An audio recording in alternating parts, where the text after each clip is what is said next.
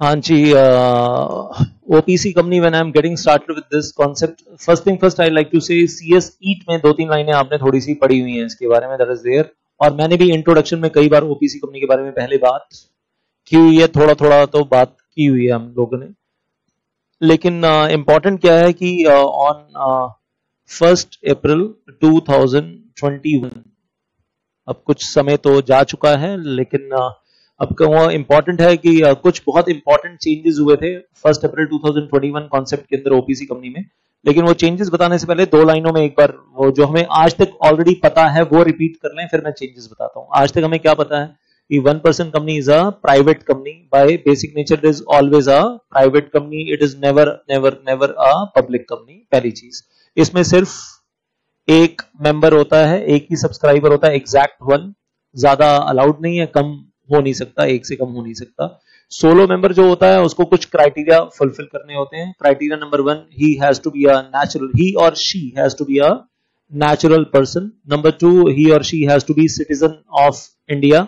Number 3, he और she should have attend the age of majority. और majority हम क्या बोलते हैं, if natural parents are alive then the age of majority is 18 years if any one of the natural parents is alive or both are alive, and if none of the natural parents are alive and the court has appointed the guardian, legal guardian, then the age of 21 years is the age of majority। तो जो भी है जिसने company बनाई है वो as of majority attain कर चुका हो, 18 साल या 21 साल एज द केस में भी।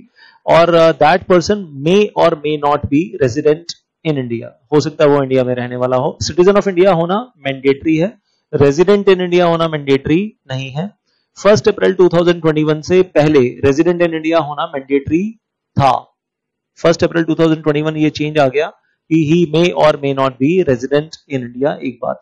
दूसरा एक जो बहुत बड़ा चेंज आ गया, जो पहले था ओपीसी कंपनी के बारे में, कि ओपीसी कंपनी में वेल एक लिमिट थी, maximum limit of paid up capital and well turnover. एक पेड अप कैपिटल और टर्नओवर एक लिमिट से ज्यादा नहीं होनी चाहिए, और अगर वो जंप हुई तो आपको पब्लिक कंपनी में या प्राइवेट कंपनी में कन्वर्ट होना ही पड़ेगा कंपल्सरली। आज की तारीख में वो लिमिट्स एबॉलिश हो गई हैं। आज हम बोलते हैं, आज की तारीख में अब देयर इज नो लिमिट, मतलब 2022 में अब हम बोलते हैं, क्या बोलते हैं, well there is no limit on the paid up capital and well turnover of OPC company. Small companies के लिए लिमिट है क्योंकि उन्हें स्मॉल कंपनीज वाले बेनिफिट लेने होते हैं, दैट इज देयर। लेकिन ओपीसी कंपनीज में आज की तारीख में कोई लिमिट नहीं है। तो मैं हमेशा एक एग्जांपल लेते रहता हूं कि वो मुकेश अंबानी को अगर एक ओपीसी कंपनी बनानी है अकेले, सोलो मेंबर, और वो कहते हैं मैं 20,000 करोड़ रुपए लगाकर कंपनी बना रहा हूं और इस कंपनी की टर्नओवर 1 लाख करोड़ रुपए की होगी, अलाउड है, ओपीसी कंपनी बनाना अलाउड है, बिल्कुल कोई दिक्कत नहीं है। So well and before I start reading over here, यहां पर पढ़ना शुरू करूं उससे पहले अब आपको कुछ स्क्रीन पे कुछ चीजें दिखा रहा हूं, तो वो आप देखते चले जाइए मेरे साथ साथ। And the first thing first, well, we say OPC company, this was new concept introduced in India through Companies Act 2013 and it was not there in the old Companies Act 1956 में, ऐसा कोई concept इंडिया में था नहीं। और लाइकेस्टीन वो पहली country थी, आपको पता ही है, जहां पर दुनिया में पहली बार ओपीसी का कॉन्सेप्ट पैदा हुआ था। कौन से साल में? 1925 में, जहां पर पहली बार ओपीसी का कॉन्सेप्ट शुरू हुआ था, that is in Europe, Switzerland के और ऑस्ट्रिया के बीच में, Liechtenstein. And this is something we have been talking always. फिर अब ओपीसी कंपनी, आप ध्यान से पढ़िएगा, इसमें एक पॉइंट और स्क्रीन पे कुछ नया है आपके लिए जो आपको नहीं पता है। तो एलिजिबिलिटी क्राइटेरिया ऑलरेडी पता ही है आपको, OPC company is created by a, just a sec, by a solo और single person and he becomes its solo member and such person shall fulfil the following criterias. अब उसको क्या क्या criteria fulfil करने होते हैं सोलो या single person को? Well, he has to be a natural person, not an artificial person. अब मैं ही बोलूंगा लेकिन आप समझते हैं वो ही और शी दोनों हैं। He is citizen of India and then major होना चाहिए and not minor, and then he may और may not be resident in India. और ये जो मे नॉट आया, वेल मे और मे नॉट वो कब आया? 1 अप्रैल 2021। पहले हम क्या बोलते थे? ही शैल बी। पहले हम पुराने जमाने में क्या बोलते थे, मतलब पुराना जमाना था 1 अप्रैल 2021 से पहले, he shall be resident in India. अब कहते हैं ही मे और may not be resident in India. Citizen of India होना मैंडेटरी है, लेकिन सिटीजन इंडिया के बाहर रहता है, अमेरिका जाकर बस गया है, कोई दिक्कत नहीं है। एनआरआई है तो इंडिया में ओपीसी कंपनी बना सकता है? Can NRI make OPC company in India? Yes. Can a foreign citizen make OPC company in India? No. Foreign citizen नहीं बना सकता. सिटीजन तो इंडिया का ही होना चाहिए. फॉरेन सिटीजन इंडिया में ओपीसी कंपनी नहीं बना सकता. अच्छा, आजकल एक कॉन्सेप्ट और भी है, डुअल सिटीजनशिप. सुना है कभी? डुअल सिटीजनशिप का क्या मतलब होता है? दोनों कंट्रीज की सिटीजनशिप है. अब वो इंडियन सिटीजन पैदा हुआ था, फिर वो कनाडा चला गया, कनाडा, तो भटिंडा में पैदा हुआ और भटिंडा से कनाडा या ऑस्ट्रेलिया चला गया, होता ही है ना. और फिर इंडिया की सिटीजनशिप नहीं छोड़ी, लेकिन वहां की सिटीजनशिप ले ली. Is it possible? किसी को मालूम है अक्षय कुमार, ट्विंकल खन्ना, तो they are having Canadian passport, Canadian citizenship, and they have not left the Indian citizenship as well at the same time. और ठीक है, तो मतलब वो अलाउड है. तो क्या उस व्यक्ति को भी कह सकते हैं कि वो इंडियन सिटीजन है, क्योंकि उसने इंडिया की सिटीजनशिप छोड़ी नहीं. उसने उस देश की सिटीजनशिप ले ली है, लेकिन इंडिया की सिटीजनशिप तो छोड़ी नहीं. तो इंडियन सिटीजन होना चाहिए. ही मे और may not be resident in India. और अक्षय कुमार खुद इंडिया में रहता है, लेकिन Twinkle Khanna wife she lives in Canada. अब ये बड़ा मतलब अजीब फैमिली है, एंड बच्चे भी कनाडा शिफ्ट हो गए. तो मतलब बंदा अकेला इंडिया में मंगलयान घुमाया, मतलब वो मंगल ग्रह घुमाया जब अकेला फील कर रहा था, लेकिन फैमिली जो है वो कनाडा में बैठी हुई है. खैर, अब एक चीज और, रेजिडेंट की भी डेफिनेशन के बारे में अब टेक्निकल पॉइंट है, इंपॉर्टेंट है, ये भी चेंज हुआ है. रेजिडेंट की डेफिनेशन क्या है? रेजिडेंट किसको बोलते हैं? A person who has stayed in India for how many days? Minimum 120 days in the current year और प्रीवियस ईयर. प्रीवियस ईयर, तो करंट ईयर में कितना स्टे किया वो इंपॉर्टेंट नहीं है. प्रीवियस ईयर में कितना स्टे किया, एग्जैक्ट 120 डेज और मोर, तो उसको रेजिडेंट मानेंगे. यहां पर आप देखना, आप शायद आपको किसी बुक में ना 180 डेज देखने के लिए मिलेगा, यहां पर 182 देखने के लिए मिलेगा. हाँ, पहले वो 182 होता था, मतलब कंपनीज एक्ट में भी नहीं.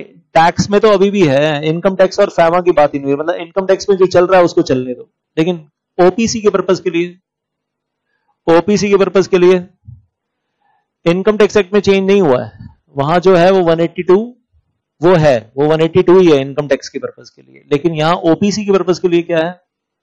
It is 120. और ओपीसी के पर्पज के लिए भी चेंज हमने कब किया है? On 1 April 2021. यहां पर भी पहले 182 डेज ही होता था, लेकिन 182 डेज काट के हमने 120 डेज कर दिया है. लेकिन ये सिर्फ और सिर्फ और सिर्फ किसके पर्पज की बात हो रही है?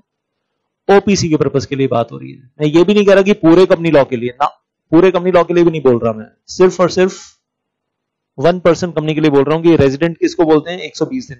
और अगर कोई मुझसे कहे कि यार अब इसकी क्या रेलेवेंस है, मैं तो कहूंगा इसको ना डिलीट कर देना चाहिए लॉ मेकर को, क्योंकि ऊपर लॉ मेकर ने क्या लिख दिया? ही मे और मे नॉट बी रेजिडेंट. अरे वो रेजिडेंट है तो भी चलेगा, रेजिडेंट नहीं है तो भी चलेगा. तो अगर इंडिया में वो 119 दिन रहा था तो चलेगा, वो भी चलेगा. तो भाई 120 दिन की हमने लाइन खींची क्यों है, ड्रॉ क्यों की है? He may be resident, he may not be resident.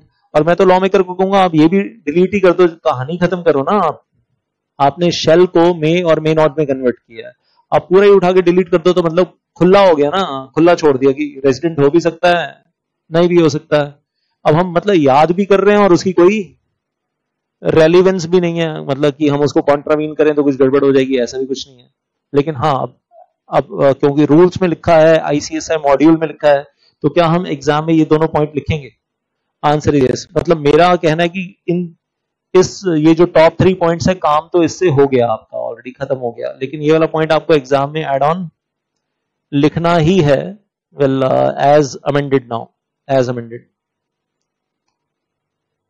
फिर आगे बढ़ते हैं. Now moving on further into this. Can I change the screen? Yes.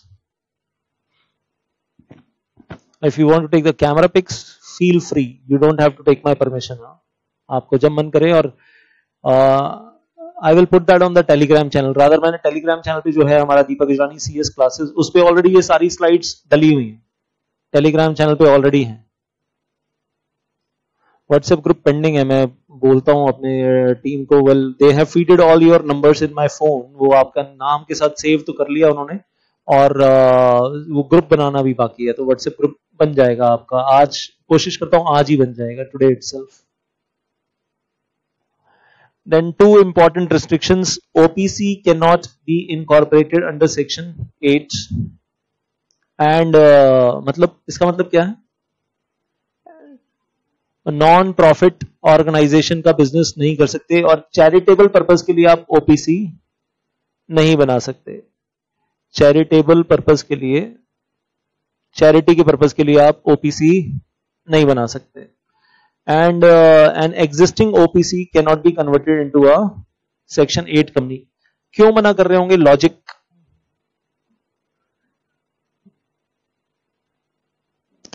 नहीं, प्राइवेट कंपनी बनाकर तो चैरिटी कर सकते हैं। आप 2 मेंबर्स हो, 2 मेंबर्स मिलकर चैरिटेबल कंपनी बना सकते हैं, सेक्शन 8 कंपनी। प्राइवेट कंपनी बना रहे हैं वो हो सकती है एनपीओ, अगर 2 हैं। एक अकेला कर रहा है तो नहीं जी, एक अकेला नहीं कर सकता चैरिटी, चैरिटेबल बिजनेस या चैरिटेबल एक्टिविटी नहीं कर सकता। लाला जी कह रहे हैं मेरी जेब में 100 करोड़ रुपए हैं, मेरे को करनी है चैरिटी, और मैं 100 करोड़ रुपए डाल रहा हूं इसके अंदर ओपीसी कंपनी में चैरिटेबल पर्पज के लिए, करने दो। लाली को साथ लेकर आओ, पुण्य मिलेगा तो मिल बांट के खाओ पुण्य, क्योंकि डिविडेंड तो मिलेगा नहीं चैरिटेबल कंपनी में। क्यों, क्या लॉजिक है, क्यों मना कर रहे होंगे? कुछ तो लॉजिक होगा ना लॉ मेकर का। अगर एक अकेला आदमी चैरिटेबल पर्पज में है तो क्या वो चंदा भी मांगने जाएगा जगह जगह? हाँ जी। और अगर वो चंदा मांगने जाएगा जगह जगह, क्या फ्रॉड होने के चांसेस बढ़ जाएंगे? अगर 10-12 लोग मिलकर चैरिटेबल कंपनी बना रहे हैं और एक दूसरे के ऊपर नजर रख रहे हैं कि कोई पैसे ना खाए, 10-12 लोगों ने मिलकर चैरिटेबल कंपनी बनाई, तो कम से कम एक दूसरे को सुपरवाइज तो कर रहे हैं ना कि कोई गड़बड़ ना करे। एक अकेला आदमी चैरिटेबल बिजनेस कर रहा है, वो उसने वो चंदे के लिए क्या होता है, चंदा बुक छाप रखी है और जगह जगह जाकर अमिताभ बच्चन के घर गया कि सर 1 करोड़ रुपए, करोड़पति चला रखा है आपने, 1 करोड़ रुपए मुझे भी दे दो। उसके बाद वो अमिताभ बच्चन से मान लो किसी वजह से, for whatever reason, Amitabh Bachchan ने कहा चलो यार अभिषेक बच्चन को इतना दिया, ये बच्चा आया इसको भी 1 करोड़ रुपए दे दो ना। वहां से फिर वो चेक उठाया, चले गए वो शाहरुख खान के घर। ये रईस, रईस मूवी आई थी उसकी, 1 करोड़ तो अमिताभ ने दिया, तू तो रईस है, तू तो 2 करोड़ दे। फिर वहां से 2 करोड़ का चेक लेकर चले गए सलमान के घर। हाँ, बजरंगी भाईजान, ये 2 करोड़ का चेक तो रईस ने दिया है, 5 करोड़ तो तुम भी दो, तुम्हारा तो बड़ा नाम है यार, उसमें क्या हो गया? तो वो चेक उठाकर सारे इकट्ठे कर लिए। उसके बाद रजनीकांत के घर गए तो फिर 10 करोड़ मिल गया वहां से। अब जो भी हुआ, मतलब इमेजिन कर लो, अब सारा पैसा लेकर अपने घर आ गए, उसके बाद कह रहे हैं मैं तो गरीब आदमी हूं और ये सारा चंदा तो मैंने अपने लिए इकट्ठा किया है। Now this is something, well I से कहने से फ्रॉड तो खुला फ्रॉड होगा, फिर रोकने वाला कोई होगा ही नहीं। इसीलिए लॉ मेकर ने मना किया कि भाई आप वो चैरिटेबल वाला काम ये नहीं करो, सेक्शन 8 कंपनी मत बताओ ओपीसी को। Next one, OPC can not carry the non banking financial investment activities. Obviously banking business में तो नहीं हो, लेकिन क्या करना चाहते हो, फाइनेंशियल इन्वेस्टमेंट्स करना चाहते हो, जैसे वो बजाज फिनसर्व है या जो भी इन्वेस्टमेंट कंपनीज हैं उस टाइप का काम करना चाहते हो, वो भी मत करो। स्टॉक मार्केट में घुसना चाहते हो, ये स्टॉक मार्केट वाले काम मत करो आप ओपीसी कंपनी बनाकर। एज सोल प्रोप्राइटर आप अपना पैसा लगाओ स्टॉक मार्केट में, कौन मना करता है, मैं भी लगाता हूं, मेरा भी डीमेट अकाउंट है। एज सोल प्रोप्राइटर आप लगाओ, लेकिन ओपीसी कंपनी बनाकर मत लगाओ। कल को आप बैंक लोन लोगे, बैंक लोन लेकर आपने स्टॉक मार्केट में लगा दिया, पता चला सब डूब गया, वहां पर सारा पैसा डूब गया और बैंक लोन आप रीपे कर नहीं पा रहे और बैंक ओपीसी कंपनी की एसेट्स में से रिकवर पूरा कर नहीं पा रहा है, क्योंकि वो जो पैसा लगाया था वो तो डूब गया। और आपकी अपनी पर्सनल एसेट सेफ है, क्यों?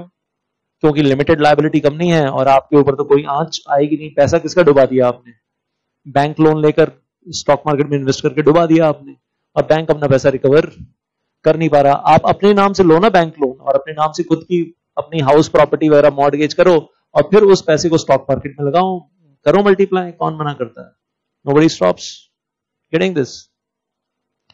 एंड आई से तो मना कर रहे हैं कि इस तरीके से नहीं करो, including the investment in the securities of any body corporate.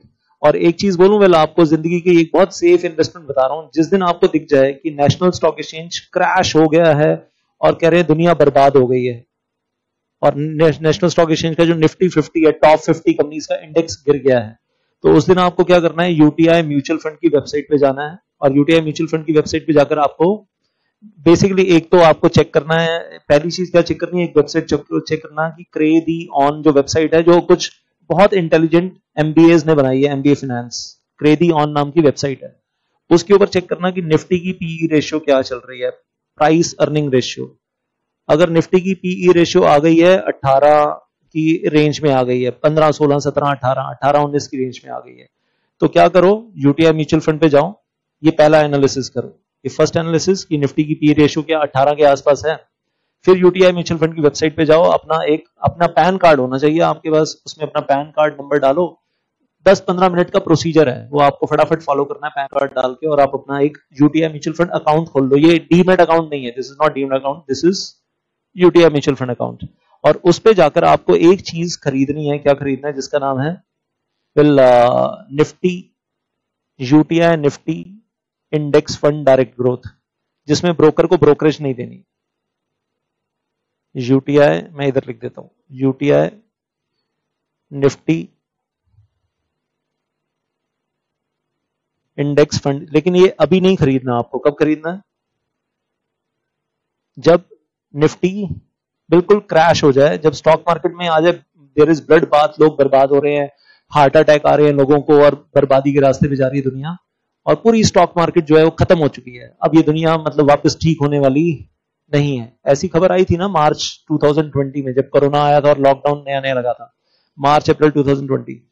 तो UTI index fund, Nifty index fund direct growth, वो खरीद लेना, और बैंक लोन ले लेना 10-15 करोड़ का, और जितना बैंक दे दे, अपना घर गिरवी रख देना, कोई टेंशन ही नहीं है। मैं मतलब जितने स्टैम्प पेपर कहो मैं गारंटी देने के लिए तैयार हूं, स्टैम्प पेपर के ऊपर लिखकर 10-15 करोड़ रुपए का बैंक लोन ले लेना, और ये UTI Nifty index fund direct growth में पैसा लगा देना, और उसके बाद 1 साल 2 साल का बैंक लोन का टेन्योर होना चाहिए, सो जाना।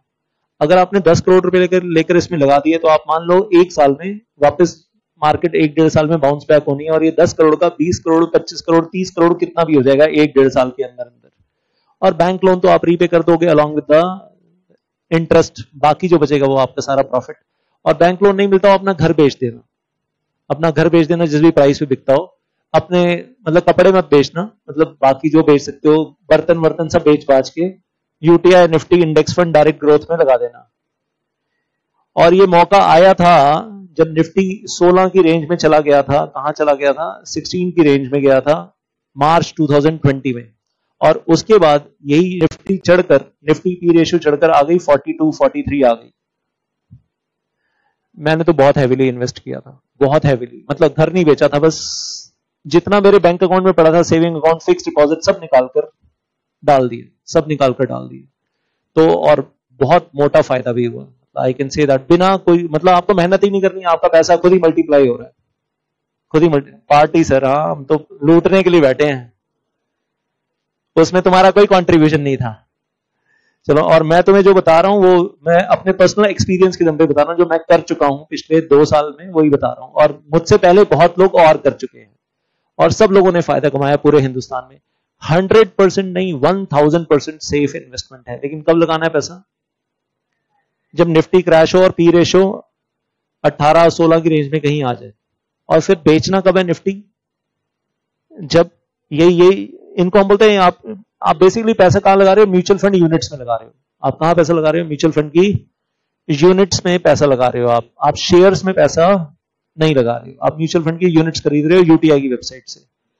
और 42 की रेंज में आ जाए जब पी रेशियो, तो उठाकर बेचकर निकल जाओ वापस, मतलब आपका पैसा 2.5 गुना 3 गुना हो जाएगा। 10 लाख लगाए तो 30 लाख हो जाएगा, 20 लाख लगाए तो 60 लाख हो जाएगा, 50 लाख लगाए तो 1.5 करोड़ हो जाएगा। तो this is very very simple investment which I am telling to you. अभी तो निफ्टी बहुत ऊपर चल रहा है, दिखाऊं कहां चल रहा है ये निफ्टी पी रेशियो। अब तुम्हें ये क्यों जानना है कि मैंने कितना लगाया था। अब तो मैं कहूंगा LIC का पब्लिक इशू आ रहा है, वहां पर लगा सकते हो। तो मेरी कमाई जानने में क्यों इंटरेस्टेड हो। आप नहीं बताओगे तो माधव सर से पूछ लेंगे। हाँ, अच्छा अच्छा अच्छा अच्छा अच्छा अच्छा, क्या देखना है, क्रे दिखा भी रहा हूं आपको, क्रे दी ऑन। मेरा डीमेट अकाउंट एक एंजल ब्रोकिंग में है, एक HDFC सिक्योरिटीज में है, एक मोतीलाल ओसवाल में। क्रेदी ऑन की ये वेबसाइट है, और वैसे तो आप गूगल सर्च क्या करो फिलहाल से, क्रेदी on Nifty P ratio, Nifty PE ratio, ये सारी बातें ना ओपीसी कंपनी में लिख मत आना। निफ्टी क्रेदी ऑन, ये वो लोग हैं जो बहुत पढ़े लिखे एमबीए फाइनेंस हैं, जिन्होंने वेबसाइट बनाई है और जिंदगी भर का इनका एनालिसिस और मेहनत वेबसाइट में उन्होंने खुले में डाल रखा है। अब ये निफ्टी को गिरते हुए देखो कहां से ये 41 42 तक चला गया था, 41.97 दिख रहा है 42 निफ्टी की पी रेशियो है, ये आपको जो दिख रही है ऊपर दिख रहा है ना निफ्टी पी रेशियो, और 42 के लेवल को टच करके नीचे आया और अभी कितना नीचे आ गया है 24 आ गया, 23 आ गया है, 24 ही आ गया ऑलमोस्ट। मेरे जैसा आदमी अभी भी इन्वेस्ट नहीं करेगा। मैं इंतजार कर रहा हूं, क्या इंतजार कर रहा हूं, ये पी रेशियो कितना जाना चाहिए।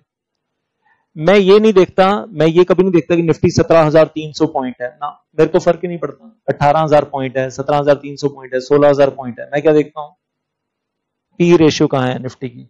और अगर मैं ये 1 ईयर का डेटा दिख रहा है आपको, ये 1 ईयर में इतना निफ्टी नीचे आया है, आप देखोगे इंडेक्स पॉइंट्स में तो ऊपर जा रहा है, लेकिन पी रेशियो तो गिर रही है, 42 से 24 पे आ गई है पी रेशियो। ये चीजें ना कोई नहीं बताता कि क्या देखना होता है स्टॉक मार्केट में ये खरीदने से पहले।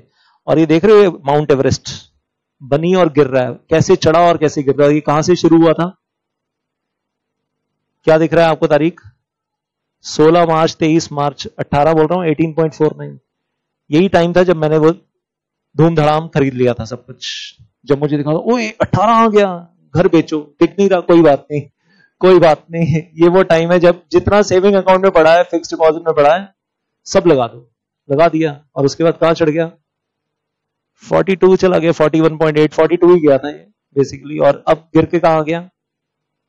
मैं क्या इंतजार कर रहा हूं अभी भी 18 आ जाएगा, जिस दिन 18 आ जाएगा उस दिन घर बेच दो और क्या खरीद लो, UTI Nifty index fund direct growth खरीद लो। और ब्रोकर को जीरो ब्रोकरेज, बेस्ट पार्ट क्या है, आपको कोई 2% 1% देना ही नहीं है, 0.2% भी नहीं देना, जीरो ब्रोकरेज है, जीरो ब्रोकरेज पे खरीदो, आपकी कॉस्ट ही जीरो हो गई। यूटीआई म्यूचुअल फंड की वेबसाइट से डायरेक्ट उठा लो आप निफ्टी, और म्यूचुअल फंड की यूनिट खरीद रहे हो, और कहां से खरीद रहे हैं, म्यूचुअल फंड की वेबसाइट से खरीद रहे हैं। और यूटीआई कहां जाना है, UTI mutual fund, UTI MF website खोलो, और पैन कार्ड हाथ में तैयार होना चाहिए आपको, बस डिटेल्स डालते जाओ और अपना ये डिजिटल केवाईसी लॉगिन, ये लॉगिन और रजिस्टर करना है। मेरा अकाउंट ऑलरेडी बना हुआ है, वो मैं खोल के नहीं दिखाऊंगा आपको कि इसमें क्या पड़ा है, तो I will not be showing. तो मेरा अकाउंट ऑलरेडी है, और मैंने तो अपने सारे रिश्तेदारों को भी बनवा दिया। यार मैं कमा रहा हूं तो सब लोग कमाओ। अब मैं उनको लोन नहीं दे रहा हूं अपने रिश्तेदारों को, लेकिन वो कमा बहुत रहे हैं और एडवाइस तो दे रहा हूं ना, और इस एडवाइस का फायदा तो वो सब लोग ले रहे हैं, और मेरी फैमिली में मेरे रिलेटिव्स ले रहे हैं। मैं तो चाहूंगा सब लोग लो, या फ्री एडवाइस दे रहा हूं आपको। और ये जो आपको एडवाइस दे रहा हूं, लोग ये एडवाइस देने के 18,000 से 20,000 रुपए दे देते हैं इस एडवाइस को देने के, और पहले आपको 10 या 20 घंटे बिठाकर बहुत कुछ समझाएंगे, और लास्ट में निकल कर यही आएगा जो मैंने बताया। 20 घंटे का इसका ऑनलाइन कोर्स होता है, और उसका जो क्रक्स है वो वही है जो मैंने आपको बता दिया ऑलरेडी। और उस 20 घंटे के कोर्स के 18,000 रुपए दोगे आप, विद जीएसटी दोगे, and I am giving you the information absolutely free of cost. अब वो ठीक है, कुछ लोग यूज करेंगे, कुछ लोग यूज नहीं करेंगे। फ्री की इंफॉर्मेशन कई लोगों को अच्छी लगती है, फ्री की है तो बेकार होगी, लेकिन कमाने वालों ने इस एक इंफॉर्मेशन पे लाखों कमाए हैं ऑलरेडी। और सेफेस्ट इंफॉर्मेशन दे रहा हूं आपको, सेफेस्ट इन्वेस्टमेंट, इससे ज्यादा सेफ कुछ है नहीं। क्योंकि आप पैसा कहां लगा रहे हो, कहां लगा रहे हो, इंडिया की टॉप 50 कंपनीज में लगा रहे हो। जिस म्यूचुअल फंड स्कीम में लगा रहे हो वो पैसा कहां लगाती है, इंडिया की टॉप 50 कंपनीज में लगाती है। और उन 50 कंपनीज में से कोई एक कंपनी इंसॉल्वेंट हो गई, बंद हो गई, तो ऐसा नहीं कि वो 49 हो जाएंगी, वो रिप्लेस हो जाती है। वो 51st नंबर पे जो कंपनी होती है वो टॉप 50 में आ जाती है, कोई एक निकल गई और जो 51st नंबर पे थी वो टॉप 50 में आ गई। 50 तो रहेंगी ना, इंडिया में 10,000 लिस्टेड कंपनीज है, तो हमें तो क्या, वो यूटीआई सिर्फ क्या ढूंढ रहा होता है, टॉप 50 कंपनीज जो चल रही है उन्हीं में पैसा लगाता है प्रोपोर्शनेटली करके, दैट इज इट।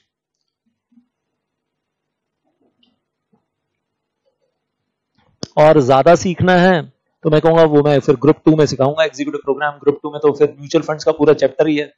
वहां पर भी आईसीएसआई मॉड्यूल में नहीं कुछ बताते हैं, लेकिन हम प्रैक्टिकली फिर बहुत कुछ और ऐसी बातें करते हैं जो आईसीएसआई मॉड्यूल के बाहर चली जाती है, but which are very useful in the practical life, real life. हम वापस आ जाते हैं फाइनली ओपीसी कंपनी। हाँ जी, ओपीसी कंपनी क्या काम नहीं कर सकती है? स्टॉक मार्केट में पैसा इन्वेस्ट नहीं कर सकती है। तो ओपीसी कंपनी स्टॉक मार्केट में पैसा इन्वेस्ट नहीं कर सकती है। And then moving on further, nominee के बारे में बात करते हैं। And I will say solo member shall appoint one nominee, और शेल का मतलब mandatory requirement. Solo member shall appoint one nominee, and nominee shall also fulfill the requirements of eligibility criteria of member. तो nominee को भी citizen of India होना चाहिए, nominee को majority attain की हुई होनी चाहिए, should not be a minor, और nominee may be resident in India, may not be resident in India. Nominee shall be a natural person. And then we say initially the nominee is appointed at the time of incorporation. पहली बार nominee कब appoint होता है? At the time of incorporation of OPC company, by naming him in the nominee clause in memorandum of association. तो memorandum of association of the company में you know that 6 clauses are already there. हमारी पहले बात हुई है, name clause, situation clause, register office clause, object clause, capital clause, liability clause, association clause, और अगर OPC company है तो नॉमिनी क्लॉज, जिसमें वो मेंबर लिखेगा सोलो मेंबर की मेरी डेथ के केस में मेरे सारे शेयर्स मेरे नॉमिनी को चले जाएंगे। So naming him in the nominee clause in the memorandum and naming him naming him in application of incorporation to the ROC. और ये जो एप्लीकेशन ऑफ इनकॉर्पोरेशन जाती है ये वेब फॉर्म में जाती है। कौन से वेब फॉर्म में? Spice plus INC 32। फॉर्म का नंबर है INC 32। फॉर्म का नंबर क्या है? INC 32, और फॉर्म का नाम है spice plus, that is simplified pro forma for incorporation of companies electronically. Spice की फुल फॉर्म है, एस का मतलब simplified, P is pro forma for incorporating, I is incorporating, C is companies, E is electronically. Simplified pro forma for incorporating the companies electronically. Spice form का नाम है और number है INC 32। INC की भी एक फुल फॉर्म बन जाती है इनकॉर्पोरेशन। इनकॉर्पोरेशन रूल्स के साथ कनेक्टेड जितने भी फॉर्म है INC फॉर्म्स। और ये फॉर्म ई फॉर्म नहीं है कि आपने पहले वेबसाइट से डाउनलोड किया, PDF फाइल है उसमें आपने फिलअप किया, फिर डिजिटल सिग्नेचर लगाकर अपलोड किया, ऐसा नहीं है। क्या करना है? MCA की वेबसाइट पे ही आपको अपना लॉगिन करना है और वहीं जाकर वेब फॉर्म है MCA की वेबसाइट पे ही फिलअप करना है, वहीं पर सबमिट करना है, वहीं पर फीस पे करनी है by debit card, credit card, internet banking, whatever. तो और इस फॉर्म के साथ ही क्या जा रहा है? इस फॉर्म के साथ एक फॉर्म और कौन से जा रहा है? INC 3 में कंसेंट जा रही है नॉमिनी की कि मैं नॉमिनी बनने के लिए तैयार हूं। तो नॉमिनी का नाम इनिशियली 2 जगह जा रहा है। 2 जगह कहां जा रहा है? नंबर 1 मेमोरेंडम ऑफ एसोसिएशन में, नॉमिनी क्लॉज में, और दूसरा कहां जा रहा है? स्पाइस फॉर्म के अंदर। वेल उसका नाम बताया जा रहा है और साथ में स्पाइस फॉर्म के साथ उसकी कंसेंट भी जा रही है कि मैं नॉमिनी बनने के लिए तैयार हूं। कंसेंट फॉर्म याद रखिएगा, कंसेंट फॉर्म का नंबर क्या है? INC 3 and it is an attachment of INC 32 जब वेब फॉर्म सबमिट होता है। Solo member specifies that in the event of his death or in the event of his incapacity, his nominee will immediately become new member in his place. Death तो चलो समझ में आ गया, death तो death होती है। What is the meaning of incapacity? Lunatic हो गया, मे बी पैरालिसिस हो गया, फुल बॉडी पैरालिसिस हो गया, well something like that, or maybe he goes in coma or something of that sort. तो incapacity हो गई, then his nominee will immediately become new member in his place. लेकिन ये किसी ने नहीं बताया कि अगर वो वापस ठीक हो गया तो फिर क्या होगा, ये कहीं लॉ मेकर ने नहीं बताया। तो इसका आंसर मेरे पास भी नहीं है कि भाई अभी कोमा में चला गया लेकिन 1 साल बाद कोमा से वापस आ गया और फिर कह रहे कहां है मेरी कंपनी, कहां है मेरा बिजनेस। तो मतलब उस केस की उस सिचुएशन में क्या होगा वो लॉ मेकर ने नहीं बताया। अब कुछ 3-4 सिचुएशंस आपके साथ डिस्कस कर रहा हूं यहाँ पर, 4-5 सिचुएशंस ध्यान से देखते जाइए। सोलो मेंबर ने नॉमिनी अपॉइंट किया, उसके बाद क्या हो गया, सोलो मेंबर की डेथ हो गई। तो अब क्या मैं बोल सकता हूं, वैसे ओपीसी कंपनी लालाजी की कंपनी है और हो सकता है उन्होंने नॉमिनी किसको अपॉइंट किया हो, लाली को अपॉइंट किया हो या बेटे को या बेटी को अपॉइंट किया हो, वाइफ को या बेटे बेटी को अपॉइंट किया हो। अब सोलो मेंबर की डेथ हो जाती है, on the death of the solo member immediately the nominee will be deemed का मतलब ऑटोमेटिकली मान लिया जाएगा। Nominee will be deemed to become the new solo member. और इसमें हम ये नहीं कह रहे 2 दिन बाद, 4 दिन बाद, 10 दिन बाद ना, इमीडिएटली मतलब सेम डे डेथ हुई तो सेम डे मान लिया जाएगा nominee has become new member. और उसके बाद कह रहे हैं जिस दिन उसको डेथ मतलब डेथ हुई और सेम डे न्यू मेंबर मान लिया गया तो उसके बाद within maximum 15 days the new member shall appoint new nominee. जो नॉमिनी मेंबर बन गया उसको नया नॉमिनी अपॉइंट करना पड़ेगा। और कितने दिन में अपॉइंट करना पड़ेगा? With in 15 days. और उसकी इंटीमेशन देगा, वो किसको इंटीमेट करेगा? And intimate the OPC company. किसको इंटीमेट कर रहा है? ओपीसी कंपनी को इंटीमेट कर रहा है on the plain paper. New member is intimating the OPC company. या ओपीसी कंपनी में कौन बैठा होगा जो इंटीमेशन ले रहा होगा? May be the company secretary. OPC company में इंटीमेशन लेने वाला कौन है? कंपनी सेक्रेटरी या जो भी लीगल ऑफिसर है। अगर कंपनी सेक्रेटरी नहीं है तो कोई और लीगल ऑफिसर होगा जो लीगल डॉक्यूमेंट्स मेंटेन करता होगा। तो new member will appoint new nominee and intimate the OPC on the plain paper. And साथ में आईएनसी 3 में कंसेंट जाएगी। किसकी consent? Consent of new nominee. तो प्लेन पेपर पे इंटीमेशन जाएगी और उसके साथ साथ कंसेंट जाएगी अलॉन्ग विद दैट। उसके बाद कह रहे हैं कि वो ओपीसी कंपनी को तो इन्फॉर्म किया ही है। Nominee shall then the OPC company. अब ये न्यू मेंबर नहीं, OPC company shall file to the ROC. अब ओपीसी कंपनी आरओसी को इन्फॉर्म कर रही है किस क्या क्या चीजें दे रही है? Intimation of cessation of existing nominee. इसके लिए कौन सा फॉर्म है? आईएनसी 4 में बता रहे हैं कि पुराने वाले नॉमिनी की या कहना चाहिए पुराने वाले मेंबर की डेथ हो गई। इंटीमेशन, और जो पुराने वाला नॉमिनी था वो नॉमिनी नहीं रहा, अब वो मेंबर बन गया। सेसेशन ऑफ नॉमिनी का मतलब क्या है? पहले वो नॉमिनी था, अभी वो मेंबर में कन्वर्ट हो गया है। Then intimation of the nomination of new nominee, वो भी कहां जा रहा है? आईएनसी 4 में जा रहा है। Then prior written consent of the new nominee, वो आईएनसी 3 जो उसने दी है वो जा रहा है।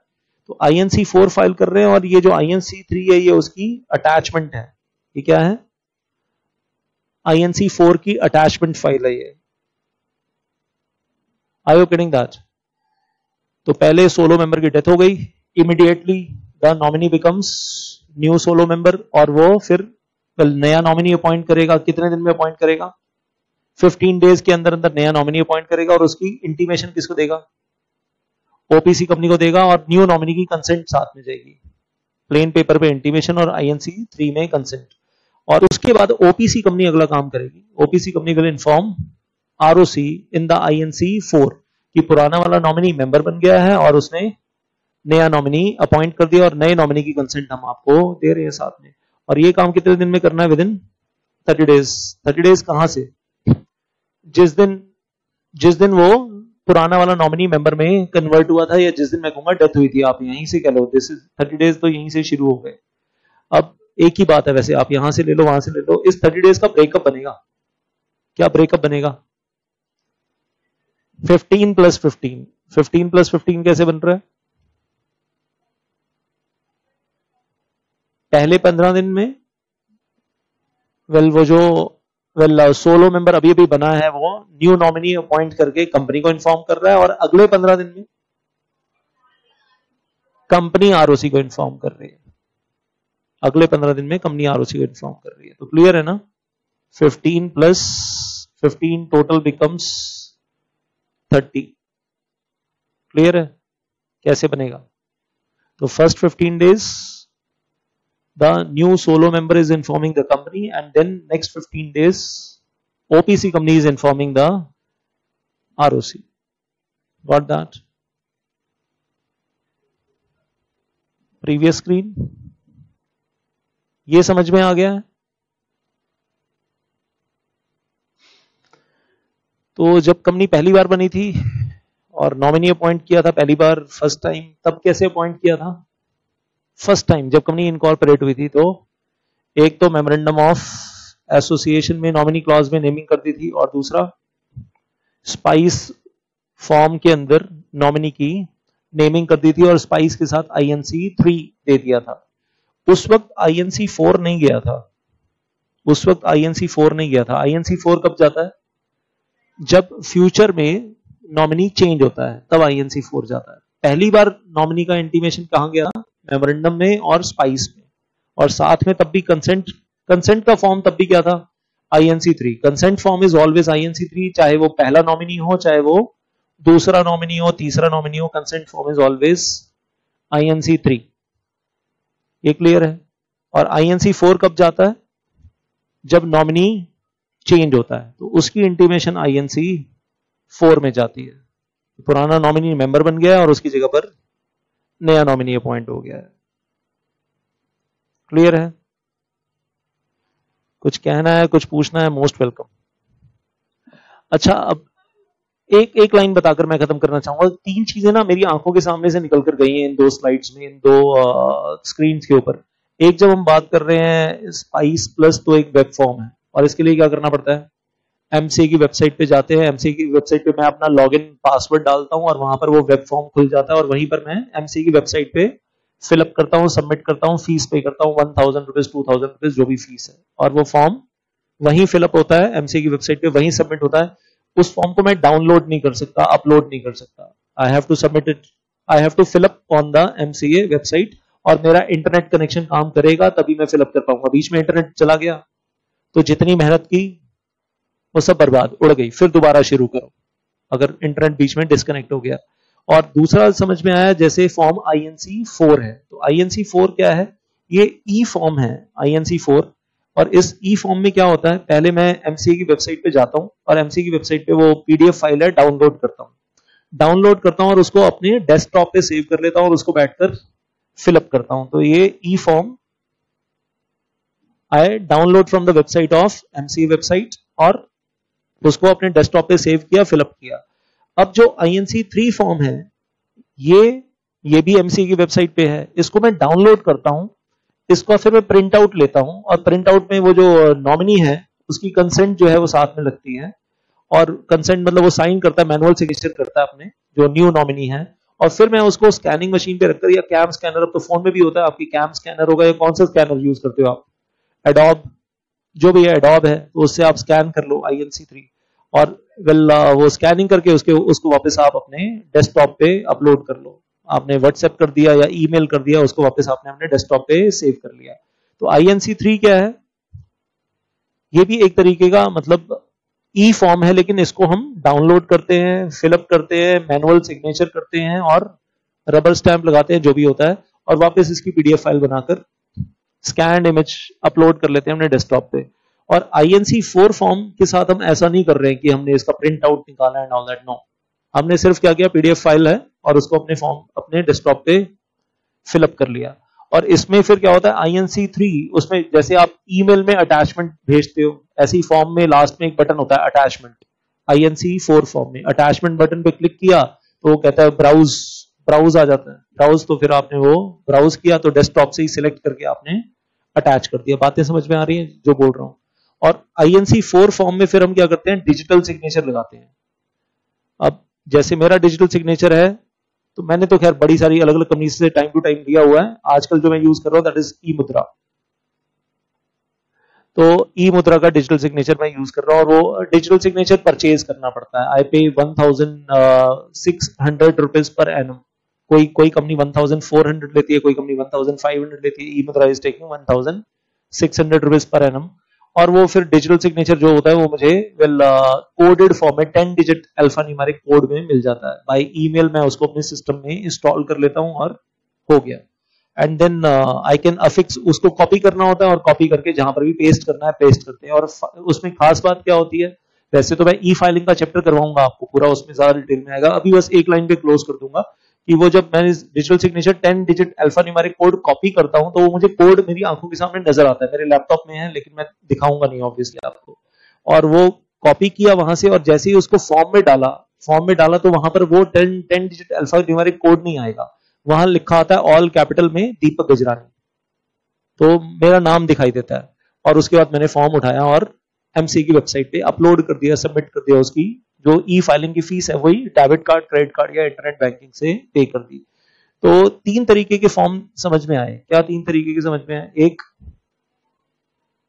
INC4 है, जैसे ई फॉर्म है, जिसमें आप डाउनलोड करो, फिलअप करो, डिजिटल सिग्नेचर लगाओ, अपलोड करो और डेबिट कार्ड से या क्रेडिट कार्ड से या इंटरनेट बैंकिंग से फीस पे कर दो on the website of MCA. दूसरा क्या समझ में आया? INC3 जैसे फॉर्म है जो हम डाउनलोड करते हैं, जिनका हम प्रिंट आउट निकालते हैं, इंफॉर्मेशन फिलअप करते हैं, मैनुअल सिग्नेचर करते हैं और फिर उसको वापस स्कैन्ड इमेज बनाकर PDF फाइल डेस्कटॉप पे सेव कर लेते हैं और ई फॉर्म के साथ अटैचमेंट में अपलोड कर लेते हैं। दूसरे वो हैं। तीसरे कौन से? स्पाइस अपने आप में एक अनोखा वेब फॉर्म है और कोई वेब फॉर्म है ही नहीं। वेब फॉर्म एक ही है बस, और वो एक इकलौता कौन सा है? स्पाइस है। दूसरा कोई वेब फॉर्म अभी तो है भी नहीं, बाकी सारे तो नॉर्मल ई फॉर्म है।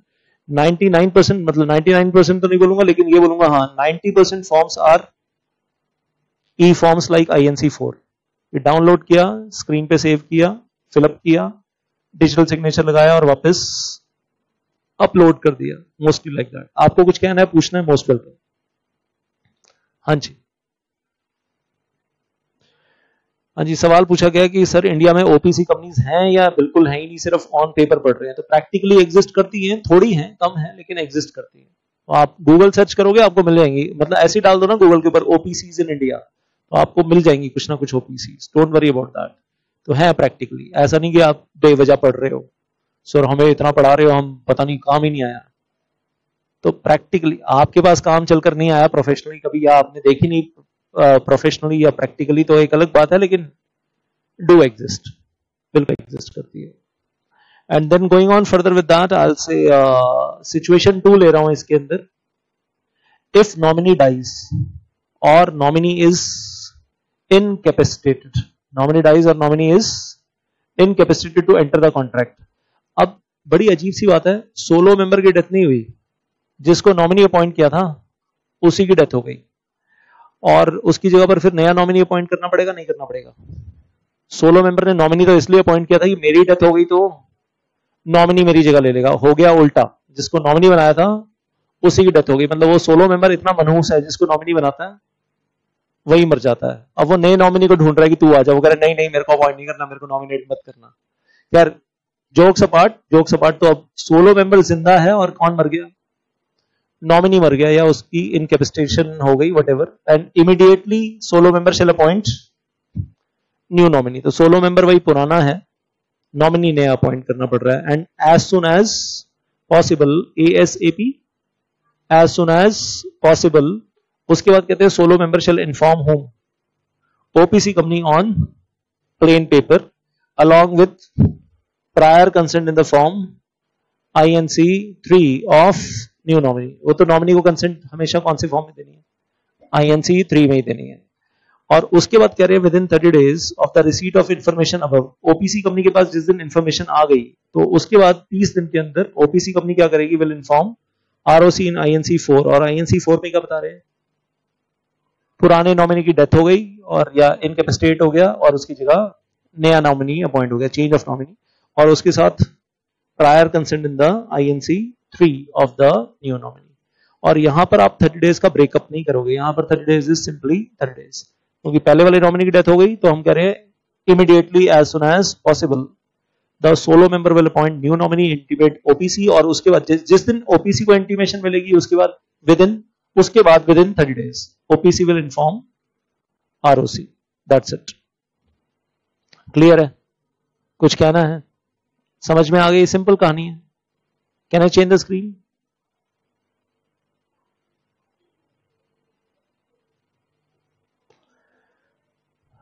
हाँ जी, पूछ रहे हैं कि OPC कंपनी इतने फॉर्म फाइल कर रही है, ये INC4 time to time file करना पड़ रहा है, तो ये उनका अपना कंपनी सेक्रेटरी रखना पड़ेगा या किसी प्रैक्टिसिंग CS से करवा सकते हैं? वेल, मैं उम्मीद कर रहा हूं कि नॉर्मली प्रैक्टिसिंग कंपनी सेक्रेटरी से ही करवाएंगे, अपना खुद का CS नहीं होगा। और अपना खुद का CS उस कंपनी को रखना पड़ता है जहां पर पेड अप कैपिटल 10 करोड़ हो या 10 करोड़ से ज्यादा हो। हाँ, अगर आपकी OPC कंपनी है 100, 200, 500 करोड़, 1000 करोड़ की है, तो समथिंग ऑफ दैट सॉर्ट, और आप अफोर्ड कर सकती है वो कंपनी की एक कंपनी सेक्रेटरी को रख सके और उसकी सैलरी दे सके, तो अपने कंपनी सेक्रेटरी से करवा लेंगे। अगर मुकेश अंबानी OPC कंपनी बनाते हैं और आप बोलते हैं आओ मेरी कंपनी में कंपनी सेक्रेटरी बन जाओ, and a very good amount of salary, will you like to become? मतलब ऐसी OPC कंपनी में तो कोई भी कंपनी सेक्रेटरी बनना चाहेगा। जहां मुकेश अंबानी कह रहे हैं 20,000 करोड़ तो मैं डाल रहा हूं, तो किसी 200 करोड़ की प्राइवेट कंपनी में या पब्लिक कंपनी में डायरेक्टर, वेल, कंपनी सेक्रेटरी बनने से अच्छा है मुकेश अंबानी की ओपीसी कंपनी है 20,000 करोड़ की है, तो वहां पर जाकर कंपनी सेक्रेटरी बनाओ। तो मतलब case to case basis practically. सवाल पूछा गया क्या नॉन प्रॉफिट ऑर्गेनाइजेशंस में भी कंपनी सेक्रेटरी होते हैं? बिल्कुल होते हैं, बिल्कुल होते हैं। सेक्शन 8 कंपनी में अलाउड है। और वहां तो मैंने पहले बताया था आपको शुरू में कि वहां तो CS executive pass can become company secretary in the NPO company, section 8 company allowed है। फुल सीएस की डिग्री होना भी जरूरी नहीं है। आपने सिर्फ सीएस एग्जीक्यूटिव पास कर लिया तो you can become company secretary of section 8 company. और मिनिस्ट्री ऑफ कॉर्पोरेट अफेयर्स का सर्कुलर है उसके ऊपर, एमसीए ने दिया हुआ है।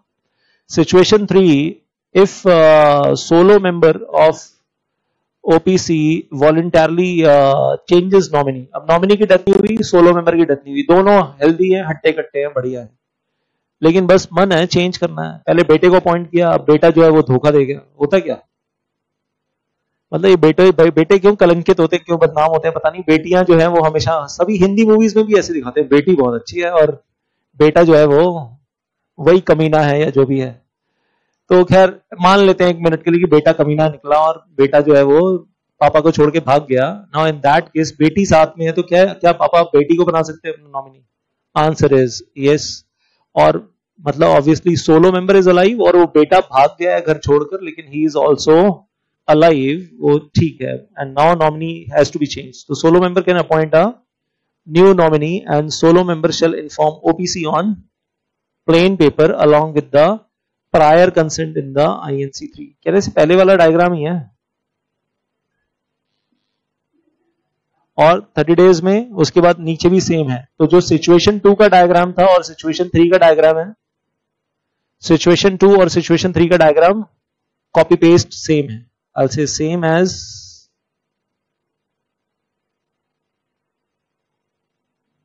situation 2।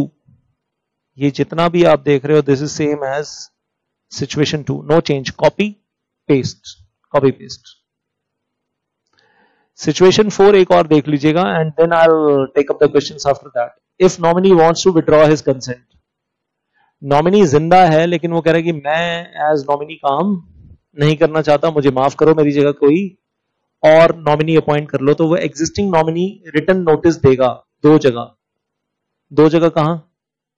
नंबर 1 सोलो मेंबर को एंड नंबर 2 ओपीसी कंपनी को। मतलब एक जगह इन्फॉर्म नहीं कर रहा, वो दो जगह इन्फॉर्म करेगा कि मैं अब नॉमिनी नहीं हूं, आई विथड्रॉ माय कंसेंट। उसके बाद सोलो मेंबर को क्या करना है? Within 15 days he has to appoint new nominee and inform the OPC on the plain paper along with the INC3 consent of new nominee। Simple है, 15 दिन के अंदर। और उसके बाद अगले 15 दिन में OPC company has to inform ROC. और अगले 15 दिन करने का मतलब 15 + 15 टोटल विल बिकम 30। तो हम कह रहे हैं यहां से 30 ले लो आप। OPC company shall within 30 days file to the ROC INC4 intimation of the change of nominee along with the INC3 consent of new nominee. और ये 30 डेज का ब्रेकअप हमने क्या कर दिया है? 15 + 15। और हमने तारीखें ले ली हैं कुछ यहां समझने के लिए कि रिटन नोटिस ऑफ विड्रॉल किस दिन दिया उसने? 1 जनवरी को। मान लीजिए 1 जनवरी 2022 को रिटन नोटिस देता है विड्रॉल का।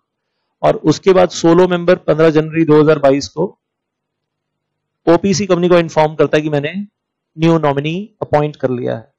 And 30th January 2022 we say OPC company informs ROC INC4 में कि नॉमिनी चेंज हो गया है।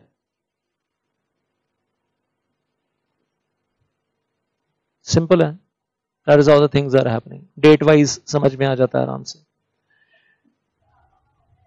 मैक्सिमम 30 डेज है, जल्दी करना चाहें जल्दी कर सकते हैं क्या 30 डेज से पहले? और ऐसे ही 15 डेज भी मैक्सिमम है।